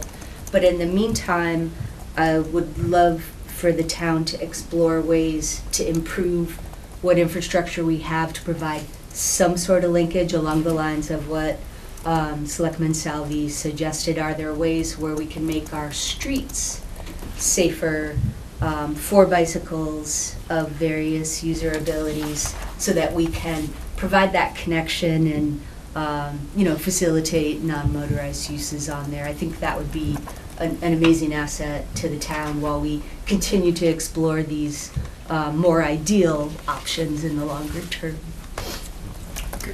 Mr. Wright? I was just gonna say that, I think we may be able to find some ways to, I'll say dress it up a little bit, fill a few potholes, but until the state is willing to allow the Albrights to use it as or run vehicles on it along with bicycles, it's never gonna get paved. Well, with federal money. I seriously doubt we're going to end up doing it because that would be a huge amount of money for us to be putting up. Well, But, you're probably right about the paving, mhm. but there are other things you can do. Absolutely, like I said, There's- grading Yeah. it, dressing some of it up, but it's probably, it's gonna be a long haul, I think, before we ever see it paved. Well, there is a little bit of money, like I said, that could be repurposed in the CPC. I just want to point out, there was a kiosk on the Sudbury Road end of Track Road. A Boy Scout had built it, and it got vandalized and destroyed twice. No. But I think, to do this, someone would have to commit some resources to plan it out. I like the challenge the gentleman laid out, and it would take a commitment of some resources. You can't, and Jesse might not say this if he were here, he might not even agree with it, but I think we couldn't just say to the planning board, for example, do something about Track Road, not when they've got complete streets, Lower Village, renovations going on. Someone would have to make a plan for committing some resources to figure out what to do. I think there might be options. People smarter than me about transportation can probably think of some options, just to make it more usable. Not for every kind of bike, not with 120 pounds per square inch tires like I use, but maybe hybrids and stuff like that. And with the understanding that they're gonna see vehicles on it. And that's what Margie's saying. Yeah. Okay, at this point, we're just kind of spitballing, and maybe we should turn to Mr. Salvi and ask him whither should we go? At this point, I'm satisfied with what we've done tonight, which is highlight the issue, bring Track Road back for just some notice. But just know that the ARRT already kind of comes into Stow, and the Complete Streets Committee will be considering how to link the terminus of the ARRT in Stow up to our Lower Village. I think what to do about Track Road is a separate conversation, but a conversation that's got to happen. And what do you propose on that end? I don't know. I mean, I certainly don't have the resources. We're gonna have to talk, maybe as part of the budget, and talk to the planning board about what they could, what they could use to make something happen. Before we propose spending any more money, I think we should refer this to a committee. How does that sound to you, Mr. Town Administrator? I actually disagree. I think some staff already have some ideas, they just don't have the time. We have to give them the time and the resources to do something about it. I don't. Well, planning board, maybe that's where it belongs. Yeah, I mean, I could talk to Jesse about bringing it forward in his conversations with Bill, about what it would take, but I actually don't, having been on a committee that talked about track road, I don't see the use of another one. Okay. I'll talk to Jesse about what can possibly be done. But it's gonna go through Jesse and planning. Yeah, because I can't think of a better place. Complete So, Streets Committee? Yeah, Well, it's a little different animal because we don't own it. and it's not a street, but We lease it, so it We have has a a right, different not even lease it, we have a right of way, that's right it, of way, that's right. with certain conditions, so. Understood. And these are all considerations that whatever board is gonna take this up and then present it back to us, because we're setting broad policy strokes here, and it's up for, I guess you're saying planning board in addition or in consultation with Complete Streets to come to us with some solutions that will satisfy the town and especially Mr. Salvi and Mr. Rising's goals and plans. Is that fair? I think so. Sorry if I woke you, Mr. Town Administrator. The only thing I would like to say at this point then is, I echo Mr. Salvi, we appreciate your sticking to it, Mr. Rising, appreciate your contributions, and it's an excellent illustration for the rest of the town. This municipality is run by volunteers. And anyone who has an interest in biking or pathways, if they can make the time, they should make the time to assist Mr. Rising or to assist Planning Board or Complete Streets or whatever role that's available, because we can't function without stalwart volunteers like Mr. Rising. So that's the lesson. Okay, the lesson for today. Thus endeth the lesson. You've learned that, haven't you already? Yeah. Well, that lesson wasn't for Mr. Rising, it was for everyone else. Yeah, run, Don, run. Yeah. Thanks, Don, Don. thank you. Thank you. And now, our long-delayed, partly by me, presentation of the new town website. And we've had this town website up and running for a couple of months. It's being tweaked, and Ron Eld, our IT director, and Linda Hathaway, our town clerk, have done a great job, and there are some amazing new features that I want to highlight and publicize for our town. Thank you.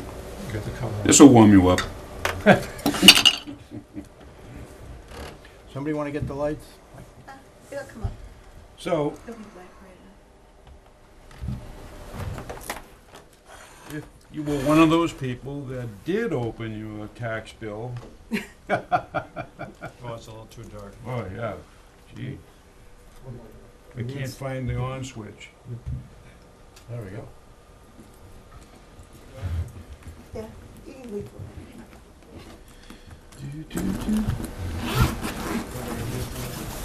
All or nothing.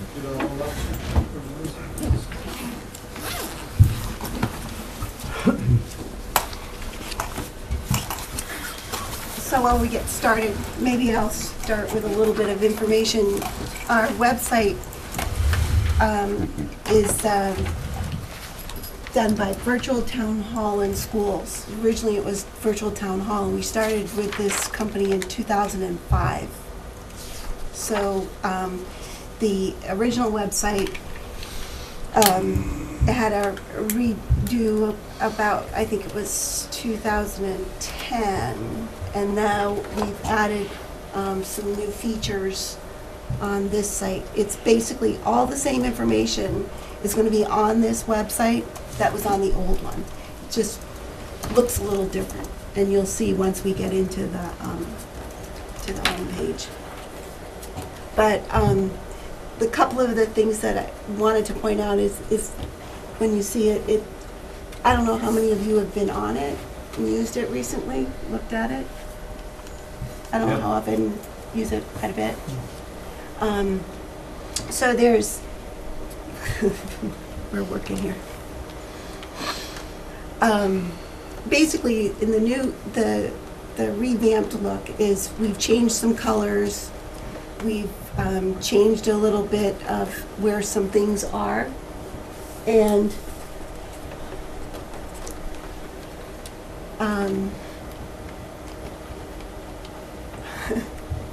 sorry about that.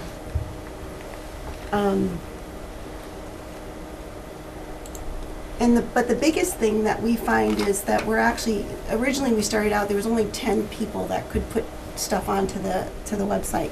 Under the new site, every department is able to do so, and all the committees. We haven't gotten the committees, they don't all have someone assigned to do stuff, so we're still updating. Sorry about the technical difficulties. But one of the other features that is kind of nice about this site too is it will Let's turn the light on while he's trying to figure this out. resize. I think this will be all right. Will resize to whatever device you're using. So it will fit your phone, it will fit your iPad, it will fit the bigger monitor. That piece in itself is a kind of nice feature. But the departments are still learning their way through this. There's a little bit of a learning curve. But, and we did have a notice in the tax bill. That was what, we had a nice bright flat orange flyer letting everybody know to go out and check on it. Has anyone not been on the website? I mean, I think if this is too complicated, we've all been on it. We've all checked it out, and yeah, I think that the colors seem more vibrant, the pictures are bigger. Yep. Searching through the different documents is okay. Great. Yeah. I knew if we talk long enough, we'd get there. Maybe we can coexist with the lights and the presentation. Yeah, this will be fine. We usually This will be do. fine. So. Yeah. But the basic thing on the home page basically has the same things that, and I wanted to point it out that we have an option that we can do online payments. I don't know, some people might not know that there's an online payment component, and right now it's just the tax collectors, the motor vehicle, the excise tax, and the property tax can be paid online. Starting in December, the clerk's office is going to add the dog licensing online. That 10.01. That's the weirdest number, but. You want to know why? The $10. It's off topic, I'm sorry. No, the $10, the state law says that neutered and spayed dogs should pay a lower fee than intact dogs. And we had, since 1992, been paying $10 for all. Oh. And so, Anyway. So there's more than so one. one penny. I And apologize, there's only Mr. like Chair. 200 dogs that are intact out of 1,200, so, you know, a penny that I might kick in if nobody else pays their 1 penny. So, anyway, it's better than, that's the rationale for the clerk. So, the homepage, as you can see, can I just grab this? Yep. Here.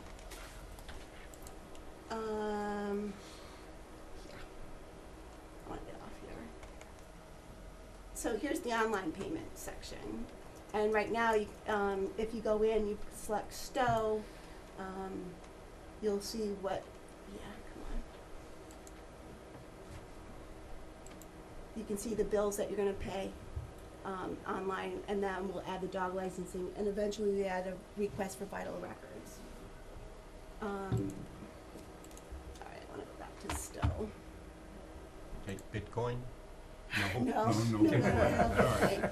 Only The with other- ransomware. The I other- will, Tom. The other thing that I wanted to point out is to subscribe to e-alerts, which is something that's been on the website since our inception. You can put your email in, and then you can check off these different pieces of information that you want to get from either directly from the departments, because they now have a capability to have their own news and announcements in their sections, or you can get to the town, the homepage. And I learned recently, thanks to Detective Sergeant Salisi, that if you want it texted to your phone, put your cell phone number, and if you're a Verizon user, use @vtext.com, and if you are a AT&T user, there is another text at AT&T.net, and we'll put that up online, and maybe Stow TV can get a look at that at one point. Actually, I'll probably We're gonna- edit that screen so that it reflects We're that gonna try to put it up information. here, Yeah. up here as well. And so that was one of the things that was kind of nice about this. And to get back to the home page, you can either hit home right here, or you can hit our icon up at the Stow part. The other part that I wanted to point out was down here, this SWIFT 911.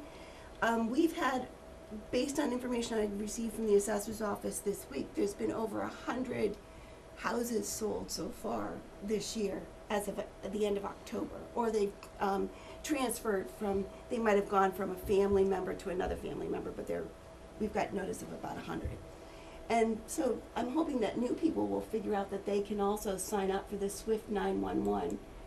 And you can add your phone number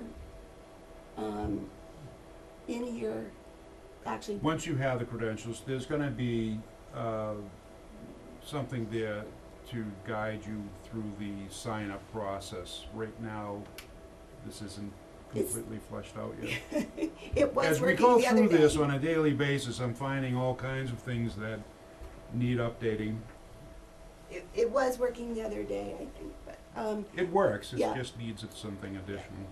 So the other piece is that when you get into the departments, like town meeting registering to vote, over here in the lower right-hand corner, it takes you to different state websites where you can look in and you can check your voter registration status. So I'm hoping that people that are new to town, or they want to check on information, they can find this information here. So this stuff, a lot of this, as I said, was on the old site. It's just revamped a little bit. The how do I, you want to know how to do some things here? Let's see. Sorry. You get information on all these different things with different links. Yeah, there's a lot of useful information here. And this was on the old site. It's just in the new location on the new site. And it looks nicer. Yeah. And we update. So, that's kind of what I kind of wanted to show a little bit. I mean, we have some of our documents on the website here. You know, the annual reports are under the Selectman's office. We have forms. We have a lot of different things that you can find. You go to the boards and committees up here, departments. I'll go to my page. And you can click on these, what they are called persistent links, and find information out about dog licensing, voting in elections, if you want absentee ballots, polling locations, stuff like that. So that's my brief piece of information, just basically, you know, a little bit of an overview.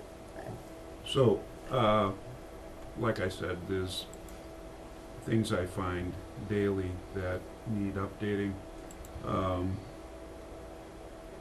However, The calendars are actually a good feature, because most of the boards now are Right. on the meeting calendars, where more people are getting things posted to there with the agendas right on there. It's much easier to do. So you'll find events. Can you show us and- an example of Sure. something that shows an agenda on one of these postings? Let's try the Planning board's meeting tonight. Oh, We're Board of meeting Selectmen. tonight. Yeah, the Board of Selectmen should have a. We'll know an if it's agenda. accurate. What is this here? Should have an agenda there. Selectmen's meeting. Oh, the No. agenda's not there. That's one of the things that we hear about a lot, is people Right. say, I don't wanna Right. come down and look at that board. One of the other piece of the thing is that nice up in the top is a filter, up in the left, under the filter type, you can, under public meeting. Oh, and, In the the calendar, I'm calendar, gonna go yeah. back to that. Over Yeah. on the left, right there. So you can sort by, if you collect any, it will really populate the calendar because it'll pick up everything from the library, from the rec department, as well as all the board meetings. So you can filter by the type of the event, and then you can filter, even if you wanted to, by departments. So that is another, this is another feature that we like about this website. And you can also change the look of it. Yeah. So that if you wanna see something in a list rather than in a calendar view. Yeah, there's a lot of different features, and These types of things were not available in the old version of the, Right. The website. So this has gone from being kind of an amateurish look to being a more polished, professional website like a lot of the other towns' websites. This is the same company that does it for many of us. yeah. And the other part down, if you scroll to the bottom, if you want to see it in different languages, you can select different languages and it will translate that for you. So Oh, cool. if there's somebody that's, you Yeah, know. if you just happen to have somebody in from Bulgaria, Yeah, well, you know, they have international students up at the Neshoba. So those are some of the little new things that are there. and this is very popular. Send us comments. People like to send us comments. I get all the comments. So in the event that somebody at home is using the website and they see something that's not correct or they want to make a suggestion, they can put their information into this and then hit the submit button and off it goes. I'll read it the next morning and make it happen.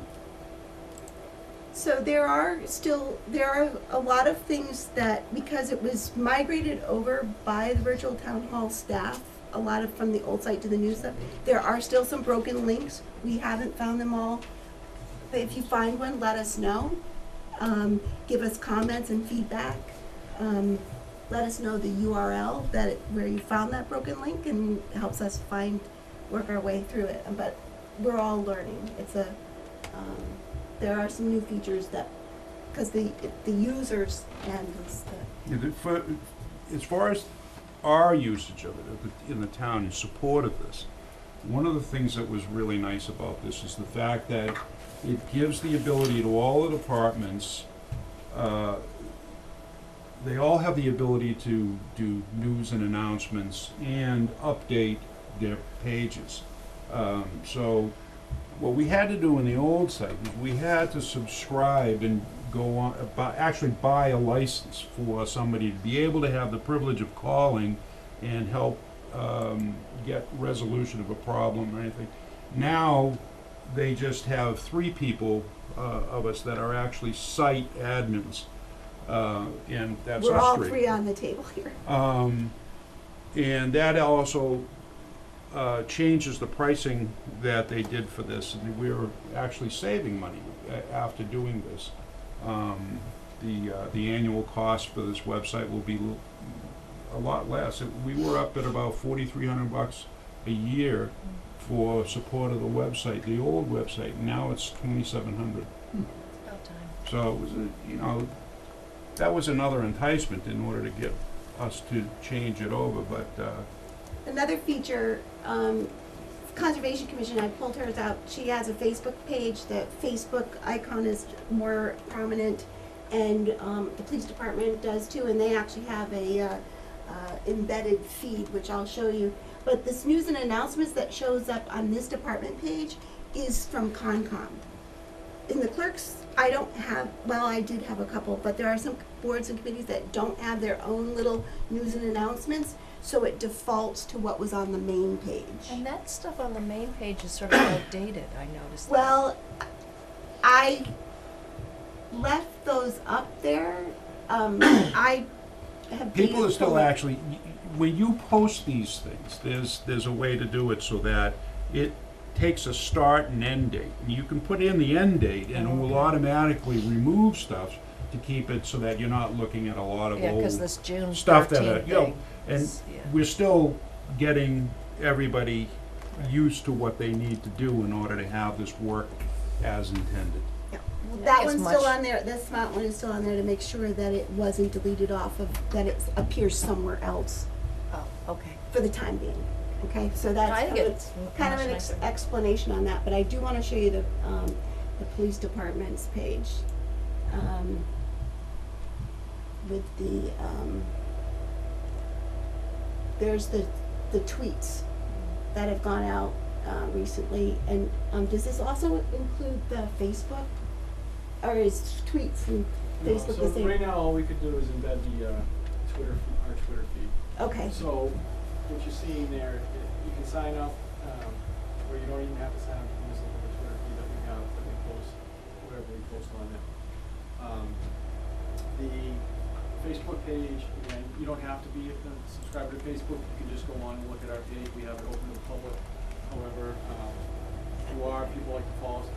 And this website that we're using now has a lot of great features for us from a user standpoint, because before we had to have I could only log in from my office with you going to a client, and I'd have to it took a long time to update anything. Right now, with the news and announcements or the police log that we have on the site there, I can pretty much do it from any web-based device, which is really helpful if we have information that we need to get out. And another good thing about this site too is that what I put on this site, I can immediately upload to either Twitter or to Facebook, which are two of our big social media devices that we use. Some of the stuff that we have on our other social media sites that we don't put on here, it doesn't go both ways. Everything on our website we try to put out on Facebook or Twitter, but stuff that we put out on Twitter sometimes we don't necessarily need to put on our Facebook page. Stuff that we don't put on our website would be stuff that's not our content. So we're not the original content, but we like, I'll give you an example. Maynard did a lot of construction on 117 recently. They posted on their Facebook that, hey, we're going to be doing a lot of construction, so we know we have a lot of followers that use 117 in Maynard.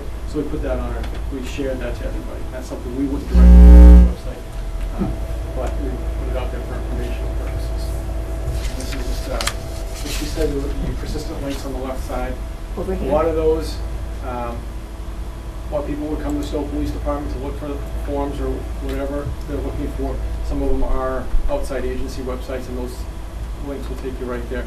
The press log now, that's it used to be I'd have to go and add you to our email subscriber list. People can sign up on their own or take themselves off now. Since we put this up, I did broadcast it on social media. We went from 122 users or that were receiving it to over almost 250 within 2 days. So we do have a lot of people that get our press log every week, and then we've seen the numbers for our Facebook account, which we have about 2,700 people on that that are following us on that. So. And we are trying to advertise our website even more. Before I take questions or comments from the board, do the presenters have anything else they'd like to say? That's about it. I mean, this is something that's continually progressing and expanding and getting better. Work in progress. Yeah, it's, you know, but it's getting much closer to being so that all of the links will work and everything. There's a lot of stuff to go through in this, and it's very different to make changes in this than it was in the older system, but this is much better. I mean, this is really a lot easier. You had to use a separate application in order to edit the old website. This you edit in place. So if you scroll down to the bottom of any of these, you'll see you've got a login screen here, and that will log you into the edit mode of this, and it makes everything available. And it, To the that's individual boards available and to departments. all of the people in all the departments now. So they don't have, there used to be a system where people would call others that knew how to do stuff. Hey, you think you could, do this update? But when we started, the selectman's office and the clerk's office, along with Beth Toby, the previous IT, we would do the updates for the ZBA or the other boards, and sometimes we just couldn't keep up. Because, and that was the biggest thing, is we just couldn't keep up. And we ended up spending a lot of money for those licenses. And then when they proposed this, I mean, it didn't take me long to figure out that this was just, a no-brainer, really, I think that's one of the great improvements of this website, is that the diversifying the input authority. I think as a result of that, you're gonna get a lot more information on this version of the website than you would have on the old website, because it's much easier to keep the information fresh and do those updates and keep everything current, once and everybody figures out that they can do it so that they automatically have the old stuff removed. This will be something that people will easily come here and find anything that they need for the town of Stow. We'll have all the information. The search option is very good on this, and the other piece, that the only thing I want to point out, you can print your pages here from the upper right icon if you want. This little triangular piece allows you to do, if you want to push it out to Facebook or something. Yeah, you hit a page that you want to share with somebody else, you can share it on any of those social media outlets. So of course, I don't have an account, but I'm not. I don't either. Me neither. Okay. So anyway. Well, this isn't for you guys. This is for all of the residents. So anyway. Detective I'm Sergeant done. Pugliese, anything to add? No, just to reiterate what they were saying, it's definitely a lot easier to make changes, to upload files. It was very exhausting to upload our page before. This is so much better, so much more user-friendly. And so we're going to keep posting that as we've been posting recently on this. All right, that's great. So this is not just a new and improved Stow website, it has features that take it a step above. Now, I have some thoughts and ideas. I'm actually excited, but I'm going to let my colleagues ask their questions and make their comments first. Me? Yeah, we'll start with you, Jim. It looks like a tremendous amount of work. Thank you very much. Yeah. Even for a technology infant like me, I can recognize the changes. I think the only question I have, and anytime I see electronic media of any kind, I start thinking about archiving. And I know that web pages are usually archived on something called the Wayback Machine. But what about Facebook and Twitter? I mean, if someone said, Mike Solis told me to drive down Track Road on some day, would we have a record of what Mike tweeted out on a certain day 2 years ago? I'm not a Twitter expert, and I'm not really knowledgeable as to what the policies are for any of these social media accounts. I know that one of the things about them is that they tend to be, for the moment. So I don't know that there's really a lot of interest by anybody to find old content from, say, Facebook or something else. I think that it's up, the onus is on the user to. Something to think about. So, there's also, we have a public records retention schedule, and that is something that each department should also attend to, because agendas only need to be kept for a year, as long as there's no lawsuit pending. And you write for the supervisor of public records, and then every copy of that agenda should be disposed of. That would even include the website one. Minutes are permanent records. So correspondence, some can be done just within a year, or 3 years, 5 years, or 7, but there's a retention schedule, and that's on the state website. But each department should be using that and going through with that and using the same policy on your website. So maybe just something to think about and remind department heads about. I know at our agency, we struggle with this. And then the internet solved it for us by creating this Wayback Machine where you can just type in a date and you find out what your webpage looked like 10 years ago. But I don't know if that extends to Facebook and Twitter. Okay. I can tell you from our point is we haven't deleted anything off of our page. We don't, either any of the social medias. So it's still there. So it's still there. The only time, if we do have, on our Facebook page, there is a disclaimer saying that comments that are not conducive to what we're trying to get across may be taken down, or we don't even take them down, we just hide them. And we do a report on it and why we get it. We don't, and we can't even think of the time that we've actually done that. And then regarding the website itself, we've asked them how long does any of this stuff stay? And according to them, it's forever. Yeah, I think it is. Okay, thank you. Forever's a long. It is. It's wicked long. Well, it's until the technology changes. Right.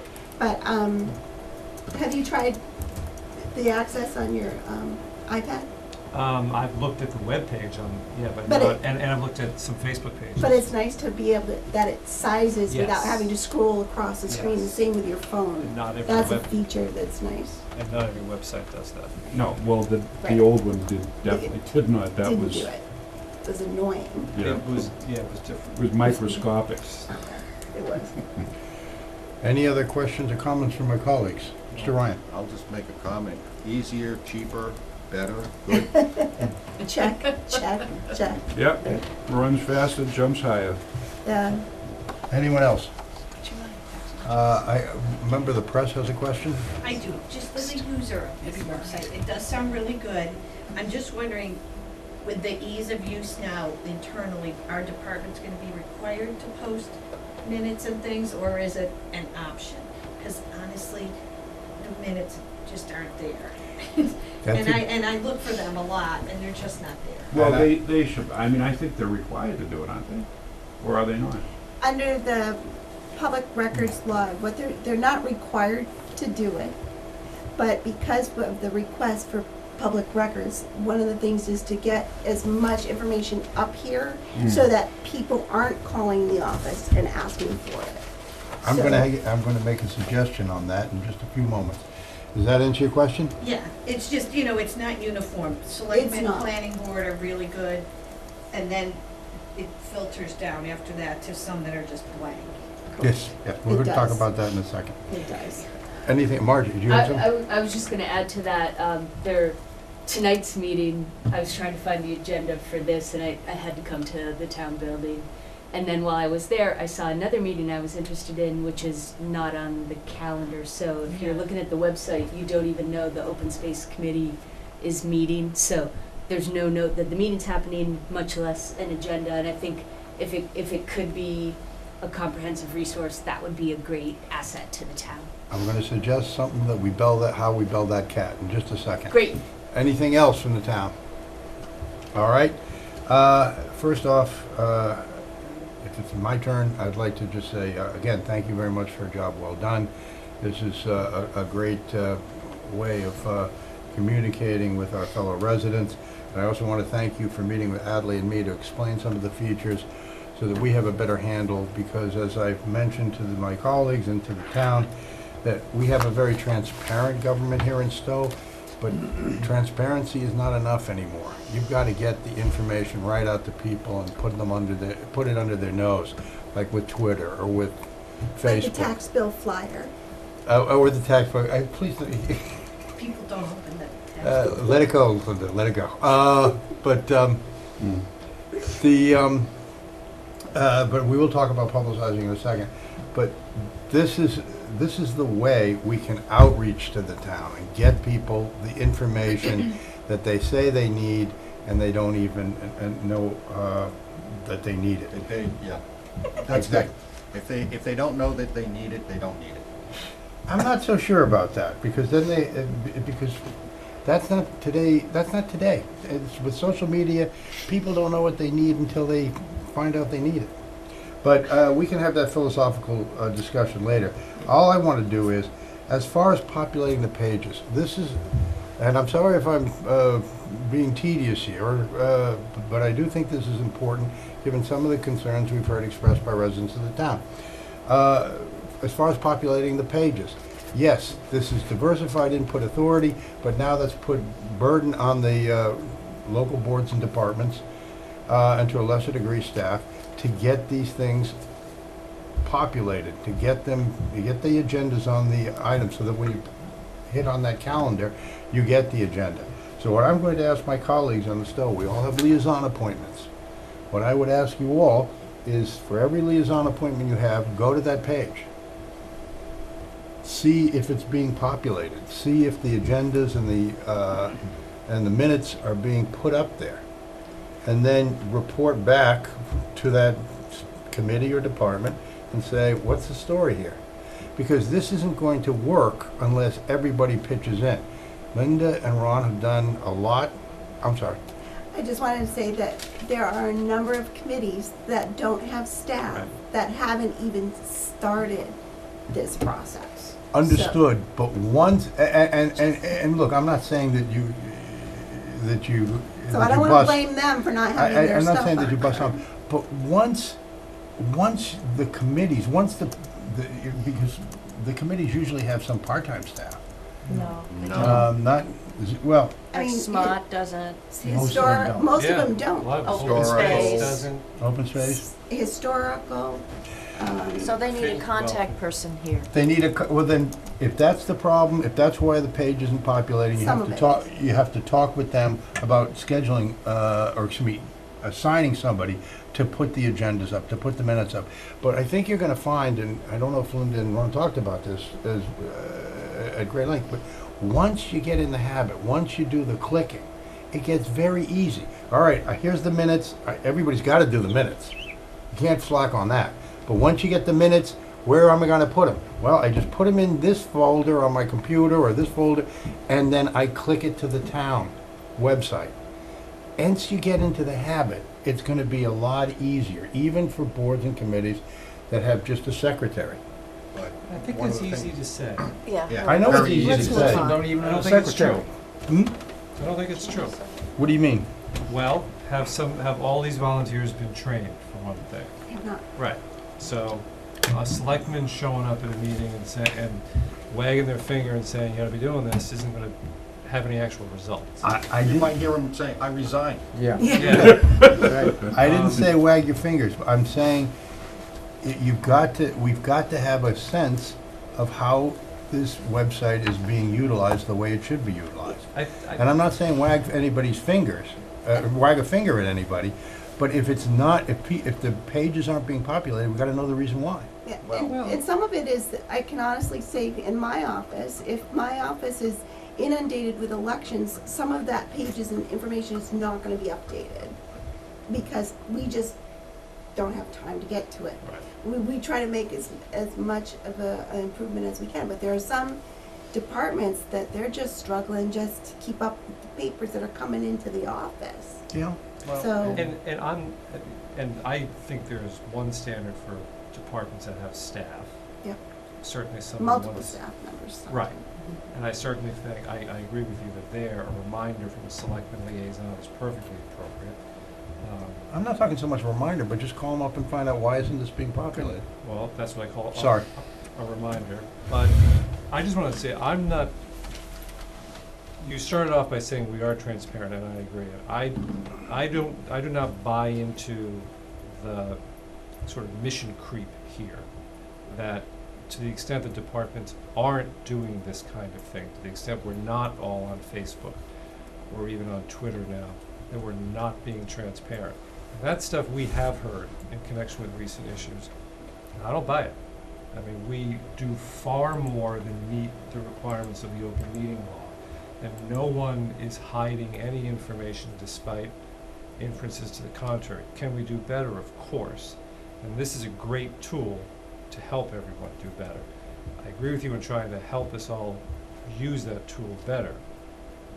But I don't buy into setting a new higher standard for transparency. We're already transparent.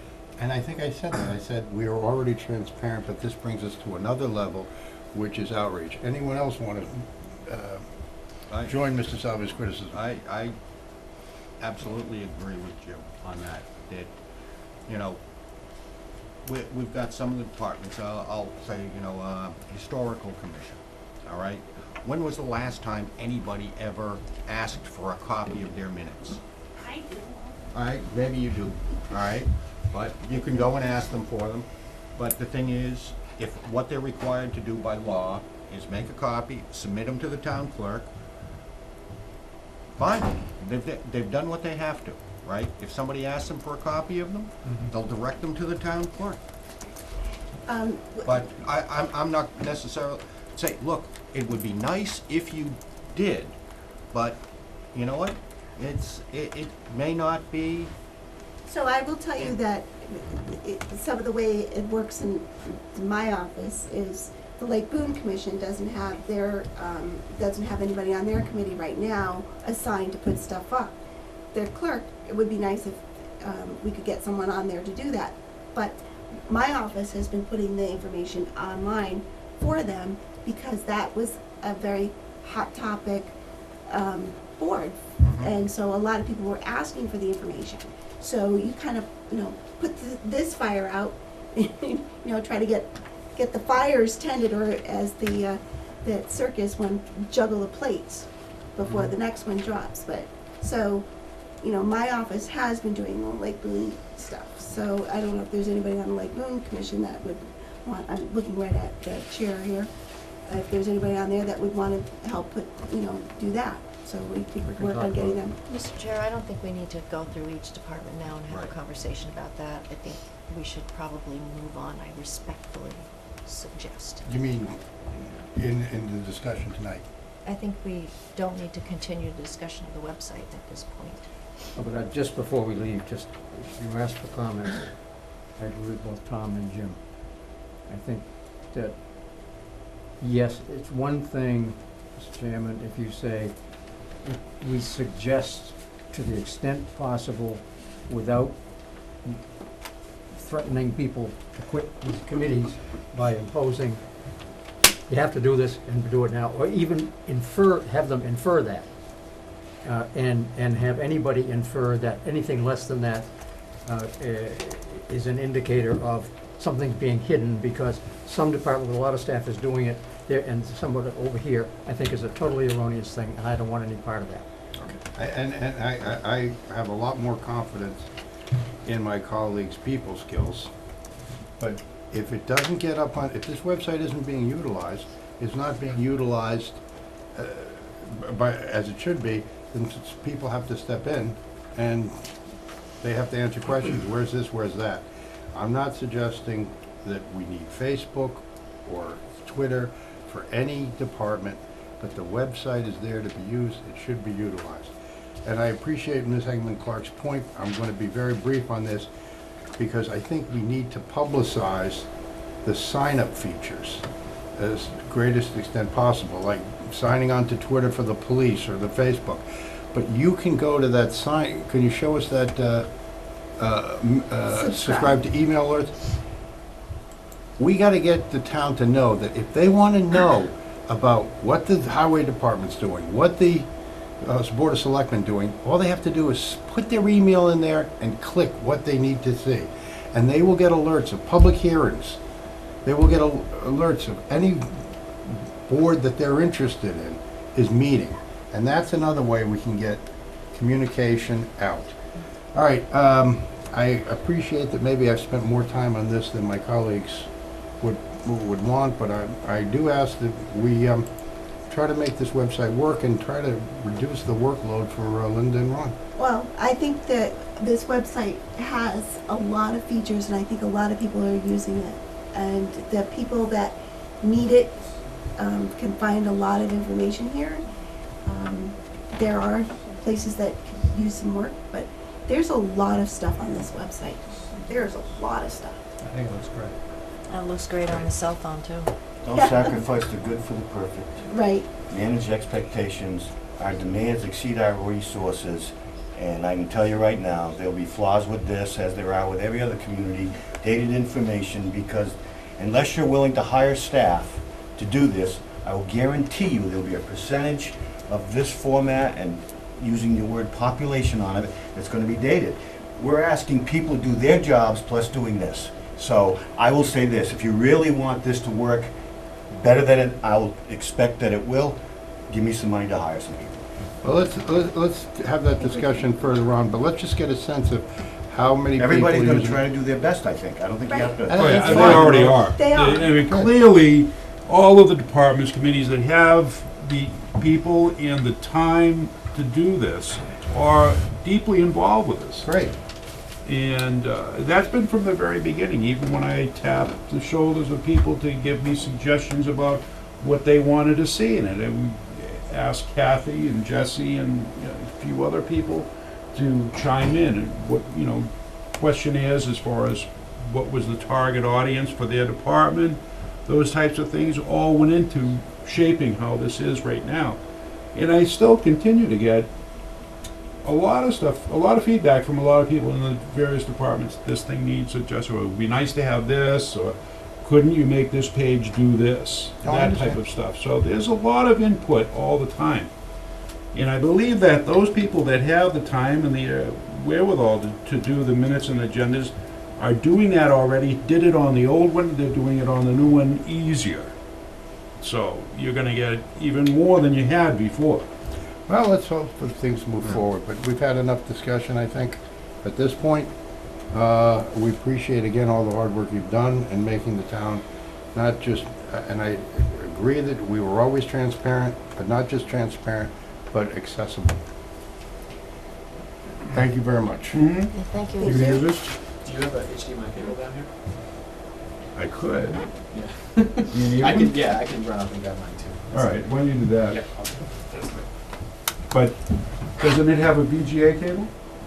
No. It should. It's HDMI. I have no idea what these guys are talking about. I don't know. Let's see if it has a VGA. Computer cord. Oh, No, it it doesn't. computer Thank cord. you. That's it there. HDMI, no. That's what I'm using. All right, let's do it. Thank you again. You get your own mouse. Mouse pad, too. I like the pink mouse on it. Yeah, there's good. So this one here is gonna, we need to get it back up again here. I'm gonna collect my toys and go home. Are you all hooked in? You wanna- And while we're shifting around here, let me just explain what we're shifting around to. Let's see if I can get this back up. See what town meeting was. Mr. Salvi asked us to have an update on the Complete Streets Committee, which just started meeting in October and is already ready to update us on its progress, which is commendable. And making the presentation will be Jesse Steadman, our town planner. All right. Good evening, folks. I know you've been talking about web stuff for a while, so I'm just going to try to go over a little bit about There you go. what we're doing, which does involve some more web stuff. But let me give you just a brief overview. So, Complete Streets Committee, obviously we talked about it for a long time. We finally got up and rolling just about a month ago now. We've had a couple of meetings. We met with our consultant that we had chosen through the bidding process we did several months ago. To kind of get a kickoff going, get an understanding of what the project will look like and what the public information, the public information gathering process is going to look like. So, so basically what we've done in that time is we've worked with Howard Stein and Hudson to update a couple of things. We've got a wiki map, they call it, which is basically an online interactive map, which I was hoping to just briefly walk through tonight with folks, because I think that you're going to see links to this on the website, on any pages that people currently utilize. We'll have hard copy versions around town, and it'll just be something that you'll probably be bumping into. So I thought it might be a good time to just kind of explain what it is. It's still in draft format, so this is going to change a little bit, some of the details here.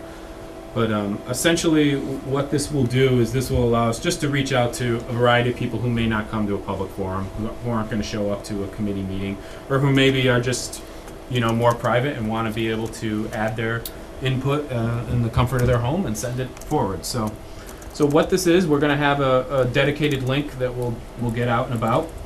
You'll click on the link, and immediately what will come up is this welcome page. And basically what it says is, share your experiences as it relates to accessibility, bikeability, walkability. The equestrian is really going to likely be changing to something in the effect of traffic safety. And so basically it's going to collect input from a variety of different things. And I'm going to just kind of continue on to the map here. So we'll zero in on Stow here, and the way it will work is that up in the top left you'll see a series of little buttons here. So you got pedestrian, bicyclist, accessibility. We'll have another traffic safety icon that's kind of a catch-all for more vehicular stuff. And what you'll be able to do is you'll be able to say, okay, you know what, I have a comment to make about, let's see, email address. I'm going to continue the map. So if you'd like to add a comment, let's say we're talking about one area that we studied earlier in the year, which was the corner of Hudson Road and Route 117. And you want to say, you know what, I've tried getting across that and it can be pretty tough. You can zero in on a location, you can drop your pin, and then it'll give you a list of things that you're trying to get at. So you could say, yeah, it is difficult or dangerous to cross there, or maybe the sidewalk needs to be updated. Maybe you have your own vision or idea for what could be done there. And so there's all these different things, and we're going to tweak the language in here a little bit to make sure that they're applicable to Stow. And then you'll be able to submit a comment. So you can put a comment in here, you can submit that. I'm going to cancel it for right now, but once you've submitted that, it will show up on here, and so other folks will see that there are these little icons throughout town where people have made a comment, and you can actually go on and click on those and agree with a comment, or maybe provide something, a different opinion on the same location. So what we'll be able to do, and how we hope to use this, is to be able to get kind of information from a broad section of different people, and then when we schedule the public forum, which we're hoping is going to be sometime in early December, we want this to be up and running for a few weeks so we have some data. But then we can, start that public forum and really say, we've actually collected some data. Here's what folks are saying in and around town already, and just use that as a way to kind of jump into the larger project. Excuse me, are you going to run over this at that public meeting? We'll definitely too? be going over this, and there'll Good. be little instruction sheets and stuff like that Then when we we put it out. download all the comments from the database. That's exactly how it works. Yeah. Categorize them. So the consultant will download a lot of this data, and we'll be able to get a fairly clearer picture of maybe, this is essentially what will be part of the basis of the prioritization plan, and we'll begin to start to hopefully see some patterns in what folks are saying in the areas that they're thinking, and hopefully some good ideas that haven't been brought up yet. So let me just ask a question hypothetically.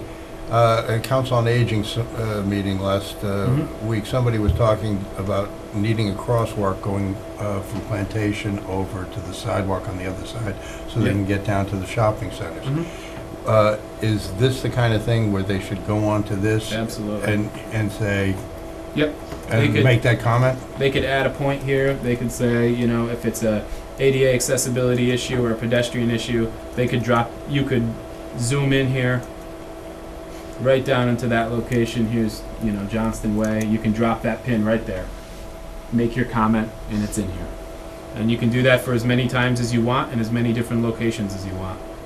Our expectation is that most people will have a certain area that they tend to use and know better, and we'll just see how it all pans out when people start using it. And there's a link to this map on the Stow website planning board? So right now, it's still we're still trying to just work out the kinks, so I wanted to present it tonight and let people know to be looking for it in the next week or so. It'll certainly be on our website. We'll get it on the news and announcements.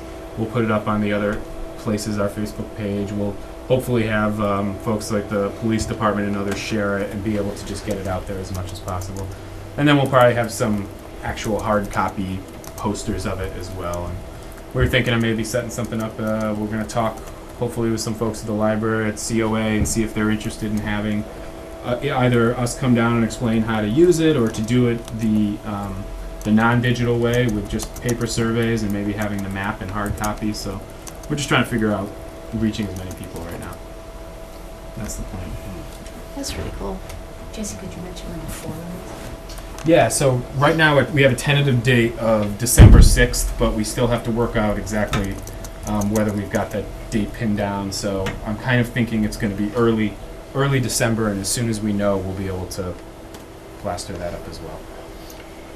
Any questions or comments from the board for Mr. Steadman?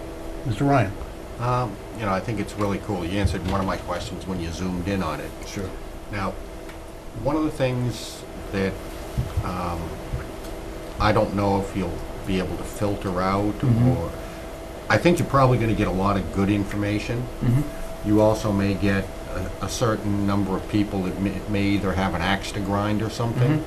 And I suppose one of the things that I worry about sometimes, you know, you will get good information, you'll be able to sort it out. But what if 95% of the people don't have a problem with it, and you've got 4 people that say, oh, geez, this is really bad? Yeah. You know, so how do you collect the data on the 99% of the people who don't have a problem with it? It's a good And, question. you know, aren't going to put something. Some of it'll be obvious, you know. So There's been, you know, Johnson Way, Yeah. there have been conversations about a crosswalk there for years, but there's no good place to put a crosswalk with sight lines unless you redesign the road. Yeah, I think it's important. So you made a couple of points. Let me answer the first question, which is you're seeing the front end of this. On the back end, on the actual admin side, you can tell if you've got, let's say, one person that has made 600 comments versus a bunch of different people that have made the comments about the same thing. So there is a way to kind of filter out to not to discount any opinion, but to understand if you're dealing with something that looks like it's a bigger deal than it is. So there's a way to kind of even that out a little bit. The second thing you brought up, I think we're going to be, I think with this we'll, I'm sorry, I completely lost my train of How thought. will you know? Thank you. That it's, if 4 people have a problem with it, how will you know that there might be 99 that don't? Right. Well, so, and that's just the front and back Well, end. no, You can- it was you like, can how check. do you collect the data from the people that are silent? That was one of your comments. That's, Gotcha. no, because Yeah. And that's an So- impossibility. Yeah, so we're trying to do it a few different ways. So there's the digital way. I'm showing you the digital. Obviously, this is a more interactive thing for a certain segment of the population.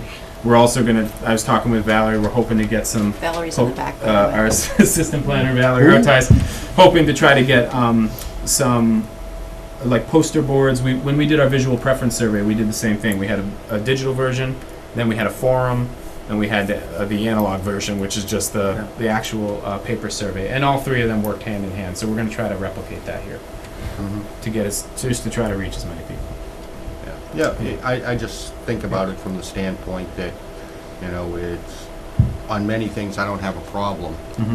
And, you know, I'm not going to make it my life's work to be checking everybody else's comments so that I can try to disagree with them. I think it's important to note that that's only one part of Right. the assessment. It's not even going to be the major one. It's going to be the science and the traffic study and traffic numbers and all the rest of it. So the standards that you go by when you look at the nature of the roadway, the thickly settled or not, what's the road layout and all the rest, the science and the traffic engineering variables are going to be probably equally or more important than just the... Right, I think this is kind of cool, you know, to be able to collect the data, but being I remember the when pessimist that I am. I remember when I was on the pedestrian walkways committee, we had these public hearings, and it's hard to get the conversation going. It's hard to get people to think about the problems, and they sort of spark off of each other. And what I like about this is that you're going to show up at the public meeting, and there's going to be this thing and all that data, and people will look at certain things and say, yeah, I hadn't thought about that, but that's true. That's a dangerous intersection.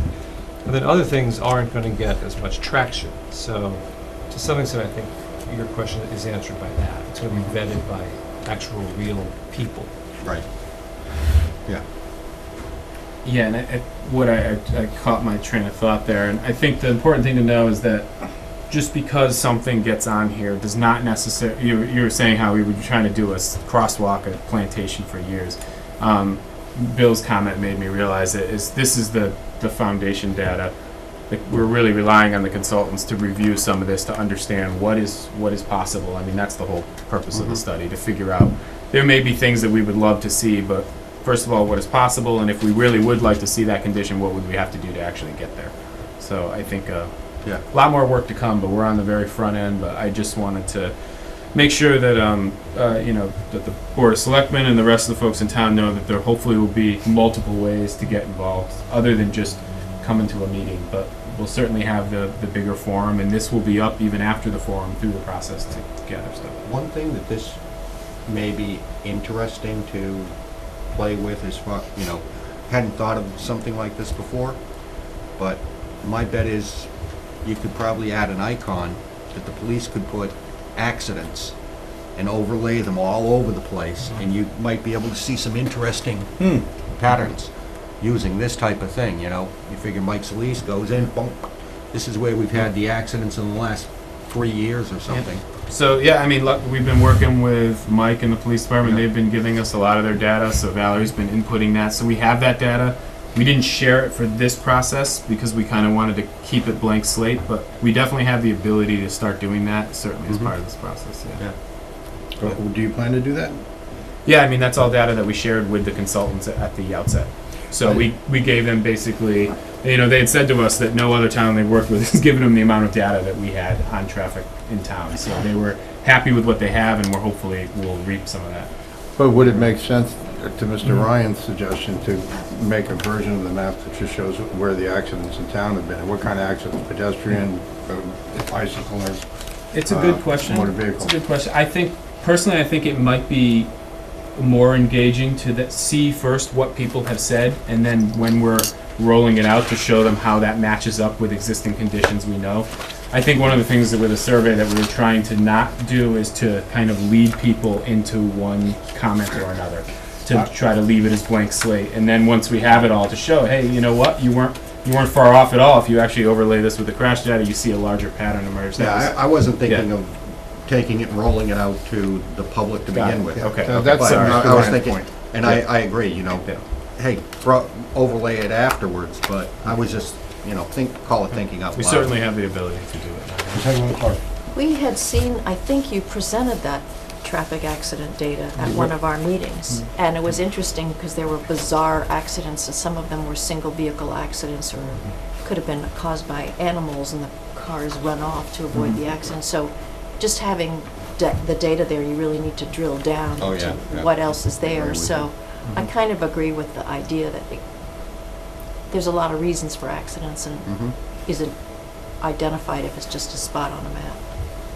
That's why we have the traffic engineers. They've already established and standard off-the-shelf traffic analysis incorporates all of this. Boy, am I smart for bringing it up, huh? I think Somebody's already done it. No, but it'd be nice to have a visual representation to show the town. And they can make pictures. At some point. Yeah. Any other questions or comments? Mr. Salvi, this was your suggestion to put it on the agenda. What do you think we should do next? I basically just wanted everybody to see what this wiki map was. I thought the term wiki map does not exactly explain itself. Well, if you know what WikiLeaks is, Yeah, you sure. end up knowing what a wiki anything is. I so. guess. It seems like there's wiki everything now. Wiki everything, exactly. So I don't think we need to do anything. I mean, this is going to be part of the Complete Streets Committee's outreach, as Jesse just explained. So I'm not really suggesting any action on the part of the board, other than trying to, tell people about it, and if they have concerns along this line, urge them to participate and go online, put their data, their input into the wiki map. But it's not online yet. It's not online yet. Yeah, well, it'll be out in about a week, and you'll start seeing it all. Okay, I just want to make sure I don't send people. Will it be on the website? No, we're just getting to we're just sending back the comments on it now. It'll be on the website, and then you can check the news and announcements from planning board and hear about it that way It'll be too. on town regular news and announcements. It'll be on the planning board page. The Complete Streets Committee has their own page. If you go to the all boards and committees, you'll see it listed there. It'll be there. Yep. Yep. So. Anything else from the board or from the members here? Thank you, Jesse. Thank you, Margie. Thank you. Thank you, coming guys. in. Thank you. Is the planning board meeting over? Really? They beat us We this outlasted you? time. Unusual. How did that happen? When Valerie came down, I was wondering who was babysitting. And then a planning board member too. Well, That's interesting, but I'm sure our town administrator is anxious to give his report. First page is pretty much comments on the appointments. I had informed the board that Karen Gallagher had applied for the ZBA's administrative assistant position. The smaller one. And my recommendation to the ZBA was to recommend to me hiring her, and they did, and so we have, and she begins soon. I think it's a great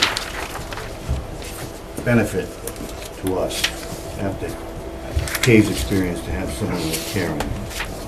Couldn't have chosen anybody else, in my opinion, that brings to the table everything she does, and experience and skills and knowledge of the ZBA and knowing the people. I had been asked recently by the Community Preservation Committee if there was a means, a reasonably efficient means of perhaps swapping out the Housing Authority as a required member under our bylaw to the CPC with SMART, because our Housing Authority exists primarily on paper. SMART really is active with regard to our affordable housing. And so, looking at the bylaw, the CPA law, and the statute with regard to housing authorities, I've recommended to them a way by which, in the end, they could come to the Board of Selectmen, and if the Board of Selectmen was so inclined, they could agree to appoint a member of SMART to replace a member from the Housing Authority. I won't get into all the details, but I have them. I also briefed the board on information that I've been discussing with the Board of Health and other things down at the lake. Some well analyticals coming back with TCE contamination.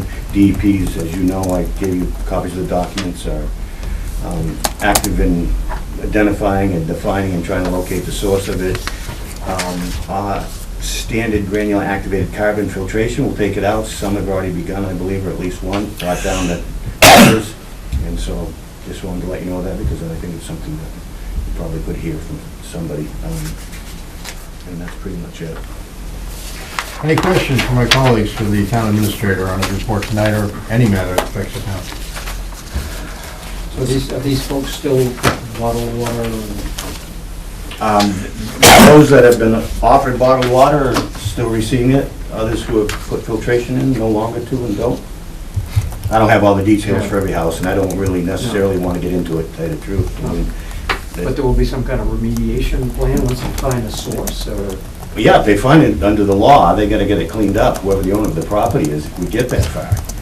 But more importantly, and much before that, if analyticals have come back with elevated TCE, then get a filtration system and get it in.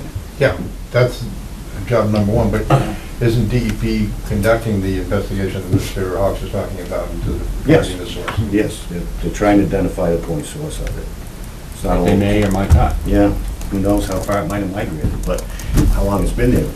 Some of them are extremely high though, so it's not something that's just, you know, because trace amounts can be found in paper, I mean, in paint and other things as well, but it's some of the numbers I saw, just based on, when I used to work for an engineering company that did 21 E's, you know. Well, thank you for giving us that report. Is there any reason to detain our town administrator any longer from his trip back to the friendly town? Friendly town, sorry. Thank you. Thank you, Bill. Good night. Good night. All right, that brings us to liaison report. Let's go from Mr. Salvi this way. I can make this really quick. Library trustees met. They are starting a budget process. I'm just going to let that play out. They're going to obviously be presenting it to the town administrator. CPC meeting, they continue to work on their community preservation plan. It's in that context that the question Bill just referred to about replacing the housing authority with SMART came up. They appreciate the information Bill gave them, and I think we can anticipate sometime soon getting a request to replace the housing authority with a representative from SMART. Complete Streets, I think you're pretty much up to date. There have been 2 meetings, and they're starting the outreach program, the centerpiece of which is that wiki map. I was going to mention the SCT dinner unless Ingeborg was going to do that. It wasn't you, Ken. I attended the annual dinner of the Stow Conservation Trust. Very good news, they got the state grant and they've completed their fundraising on Small Farm. And so Small Farm will be protected. They are still waiting for word on the state grant on Carver Hill. Whether or not they get that obviously determines how much fundraising SCT has to do. It could go from quite a bit to a real lot. But they are very optimistic, and once again we saw that beautiful video that really is kind of stunning, and that features Dwight in all his glory. And there is a conservation-minded family that would prefer to remain anonymous has made a $50,000 matching donation to contributions toward the Carver Hill preservation. So up to $50,000 if you contribute now, your donation gets matched. Through the end of the year. Through the end of the year. God bless them. So, yeah, we should make sure the public knows that. Yeah. And they can go to the stowconservationtrust.org. Right. So there's Save Stow's Farms campaign. And I also went on the Owl Prowl with the Conservation Commission.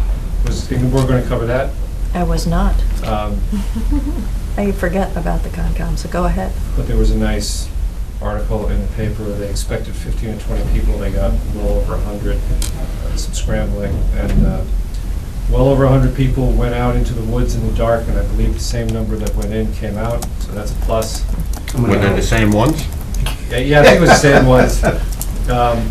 Didn't see or hear any owls. And I tell you, with all the noise, the kids were great, but they were making a lot of noise. I think any owl's worth their salt. We're in Littleton by the time we got there. But the s'mores were good, the campfire. Many thanks to the Stow Fire Department and Troop 1 for building the fire and for having the firefighting equipment in the woods in case it got out of hand. I was going to ask if there was a permit. I'm sure there must have been a permit. JP was there. Yeah, I did. Absolutely. Anything else, Mr. Sully? That's it, thank you. Thank you very much, that was very informative. Mr. Hawks? Well, Tri-Town has already been mentioned, so I don't need to do that. There was an incident or a report, I won't call it an incident, but it shows that our processes do work. I had a call from a lady at the lake who said, we don't have any water, and we've replaced the pump, and we're trying to do this, and oh my God, we haven't had any water for 3 days, and what do we do? And I see that we're supposed to call the Lakewood Commission. I said, yes, it does, but all we are is a conduit, so we know if there is a problem. I said, what your first call, as soon as you hang up, needs to be is to the Board of Health Office, because they are the ones that will assist you and take it from there. But it worked very well. The woman was somewhat distraught, as you might anticipate.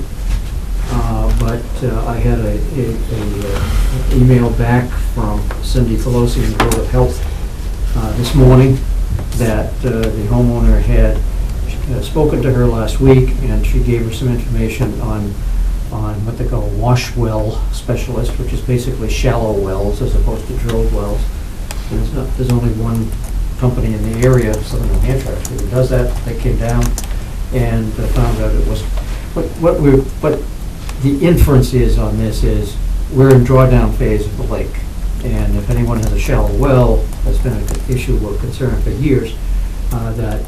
Is it connected? In this case, it clearly wasn't. The company came in, and it was even though the homeowner said supposedly had bought a new pump, the word I got back was a correct new pump was installed, and they have water back. So it did not rise to any kind of occasion that would have got us excited about altering drawdown. I was designated as a unofficial liaison to a non-official committee. That's about as hazy as you can get in our business. On holiday lighting, I have Ms. Karen Stams, whom I mentioned, talked with last year. She and I have been in communication. We have a working outline for something which is not going to be anything connected with a town agency in any way, shape, or form. It's not going to have the word, any kind of name of any religious holiday connected with it. But basically, December 1st, it's a Friday night, probably around 7 o'clock, full details to be fleshed out and reported further. There will be something that we're working on. I'm working with Mike Clayton from the Highway Department, but doing all this as a private citizen, working with Ms. Stams. She is reaching out to volunteer to some of the vendors at the shopping center, looking for donations. We're working out details that might involve a little kind of a campfire, maybe some choral group showing up singing Rudolph the Red-Nosed Reindeer or whatever else is appropriate. And surprise details may follow, but I'm working on that, and there will be, I'll just keep you informed. But certainly it's nothing that requires the board's action, but you asked me to look into it, and that's where we are. And we're very grateful to you, Mr. Hawks, for following up on that suggestion and taking it in the spirit that you have been. Mr. Ryan? We just appointed a new police officer and 2 specials. Okay. Good.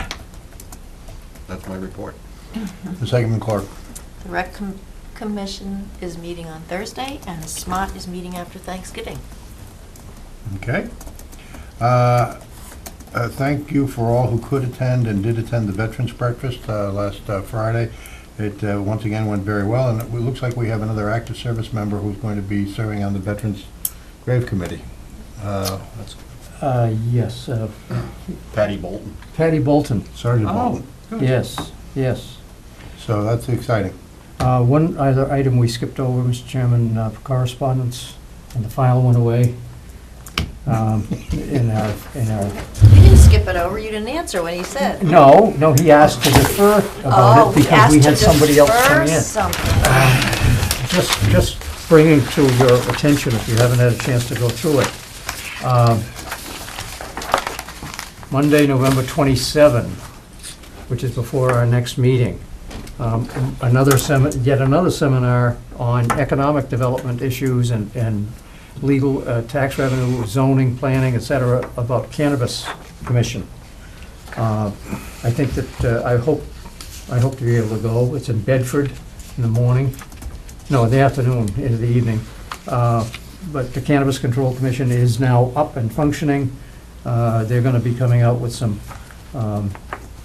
regulations that we will be reviewing, and we will be needing to take some kind of a position on where we want to go. But the planning board is the one that's primarily looking at whatever the guidelines are, so I'm sure they will go.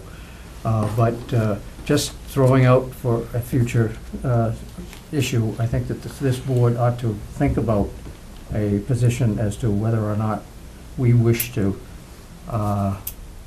consider the third rail issue of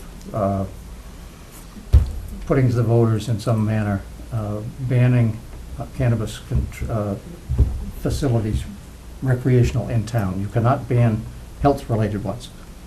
But I think that's a policy issue we can't get into tonight, but I suggest it's one I would like to see in the future. And to your point, Mr. Hawks, and it's a very good one, I've been trying to get Mr. Steadman in here to talk about his development of a plan. I hope he goes to that meeting with you.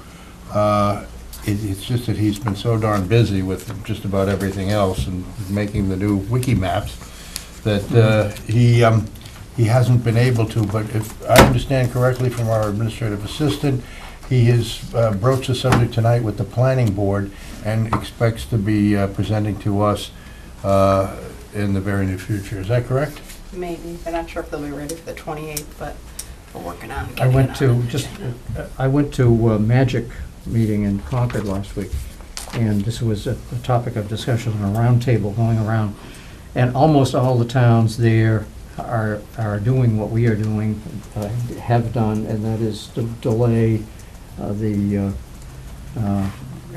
applicability of this, trying to get past the Cannabis Control Committee coming out with its regulations. We were more forward-seeing than some other communities. Many of them only asked for an extension up until April or May or June of next year. You recall town meeting, when we did it, I think we went to November. That's what I thought. And I think that will leave us in good stead, because the planning board, I hate to see them doing a lot of work on zoning until they know what this is zoning for, consistent with state regulations. So I hope that, yes, they need to be looking at it, but that they need to do it in concert really after the shape of the animal is defined, then you define what kind of hunting gun you need to go get it. I think I follow the analogy, but I think perhaps it was prudent that we put off the regulations for so far, but to continue my liaison reports. FinCom is taking the town administrator's suggestion and sending its members to the various towns that they town boards and committees that they liaison with to get a better understanding of the budget building process. And the thing that they brought to my attention, which is fascinating, I don't know, fascinating, but it's astonishing. Almost all the other towns in this area, their boards of selectmen get together every year and put together a list of goals, and they put it in writing. You did know about that. Yeah, and we did that too, up until, God, I feel like the old man on the board. You are. We stopped doing it. Until we stopped. stopped. We had it Until we stopped doing it. when we first got on. When Tom and I first got on the board, we had a I'll call it a policy matrix. It was just a spreadsheet with policy goals, and you would fill in what steps have been taken recently, and every third meeting or so we would revisit it and say, what's new with this? So one was affordable housing, and another one was water for Lower Village. And then we just stopped doing it. A work plan or a policy, yeah, it's a great idea. Well, I think it's going to be for a different iteration of this board after May. I don't see getting into it right now. No, but it's something to keep in mind. And if my colleagues are interested, I can send them or I can send our town administrator the link to the various towns to see what approach they've taken. LACAC is meeting. I keep missing the meetings, but they're getting together to try and replace it. What is it, LAC? LACAC, I'm sorry, Stow TV. Apologize. Local cable access. Local ag. Okay. And they're trying to replace a very key employee, and they're meeting to discuss the job descriptions. COA, I think I've mentioned that they're concerned about the crosswalk. I will report back to them that this wiki map is a great way to do that. And the only other thing is Eversource is conducting its evidentiary hearings. I have asked our town council, with the town administrator's approval, to look at what Hudson and Sudbury are doing in the way of making mitigation requests. And apparently the Energy Facilities Siting Board can not only approve a route, but then award affected communities money to mitigate some of the damages. Now, I don't know if we have any damages for our 388 feet. On the other hand, you don't ask, you don't get. So the town administrator has allowed me to talk to the town council, who appeared at a couple of the evidentiary hearings. If anyone wants to go, I can get them the information. They can continue on, I think, this week. But if we can find out what Hudson and Sudbury are doing in the way of requesting mitigation, maybe we can throw in a request for the, for some amount to compensate that 388-foot scar. Are we spending a lot of money to participate in this? The only money that we've expended recently has been town council's appearance at these evidentiary hearings. And that was that was a request made straight to the town administrator, and the town administrator approved it. Didn't come before me, didn't come before the board. sounds like she stayed Because we for the joined, morning. we We joined that. We intervened. Yeah, intervened, excuse me. And she felt that it was important to at least have a presence at a couple of the days' hearings, but that's all she's been to. I think it's two, but I can find out the exact number if you're interested. My recollection was I saw something about 2 of them. Yeah, okay. Well, and then you say that they're Sudbury- filing. Sudbury's probably spent $400,000 on this. Oh, easy, more. But, yeah, no, I can't talk about this, the issue, but I just question the amount of money that we may be spending if they're filing motions and reviewing all the stuff. I mean, our inbox every single week is loaded up with stuff. And Do you read any of those? no, I stay out of it because I recuse myself. I delete them all. But it's just a general question, and I wasn't part of the vote because I recused myself, so I don't even want to get into it because I don't want you to answer specifically. I just raised the issue, that's all. My understanding is that the town council is just forwarding those. I look at, I can't say that I look at every single one of them, although the land court, this case is very interesting, but I pass from that. I just look at the titles to see if they involve Stow in any way, and they don't. And the only expense that we anticipate coming up, and I told the town council, I didn't want her to go through all the filings to see where the mitigation was. I said, call the attorneys and have them send you the pages on mitigation. The attorneys for Hudson and Sudbury. But having said that, the only thing that I think that we will do in a way of major expense is file a brief, which is kind of what we intervened to do. And I hope to be able to draft something for the town administrator and town council to review. Does that answer your question? Thank you, yes. Yes, minimizing the town expenses are very important. And I thank my colleagues for listening to me on my rather lengthy liaison report, but I'm ready to take... Motion to adjourn. Second. All in favor, unanimous consent. Thank you very much. Thank you. And that's...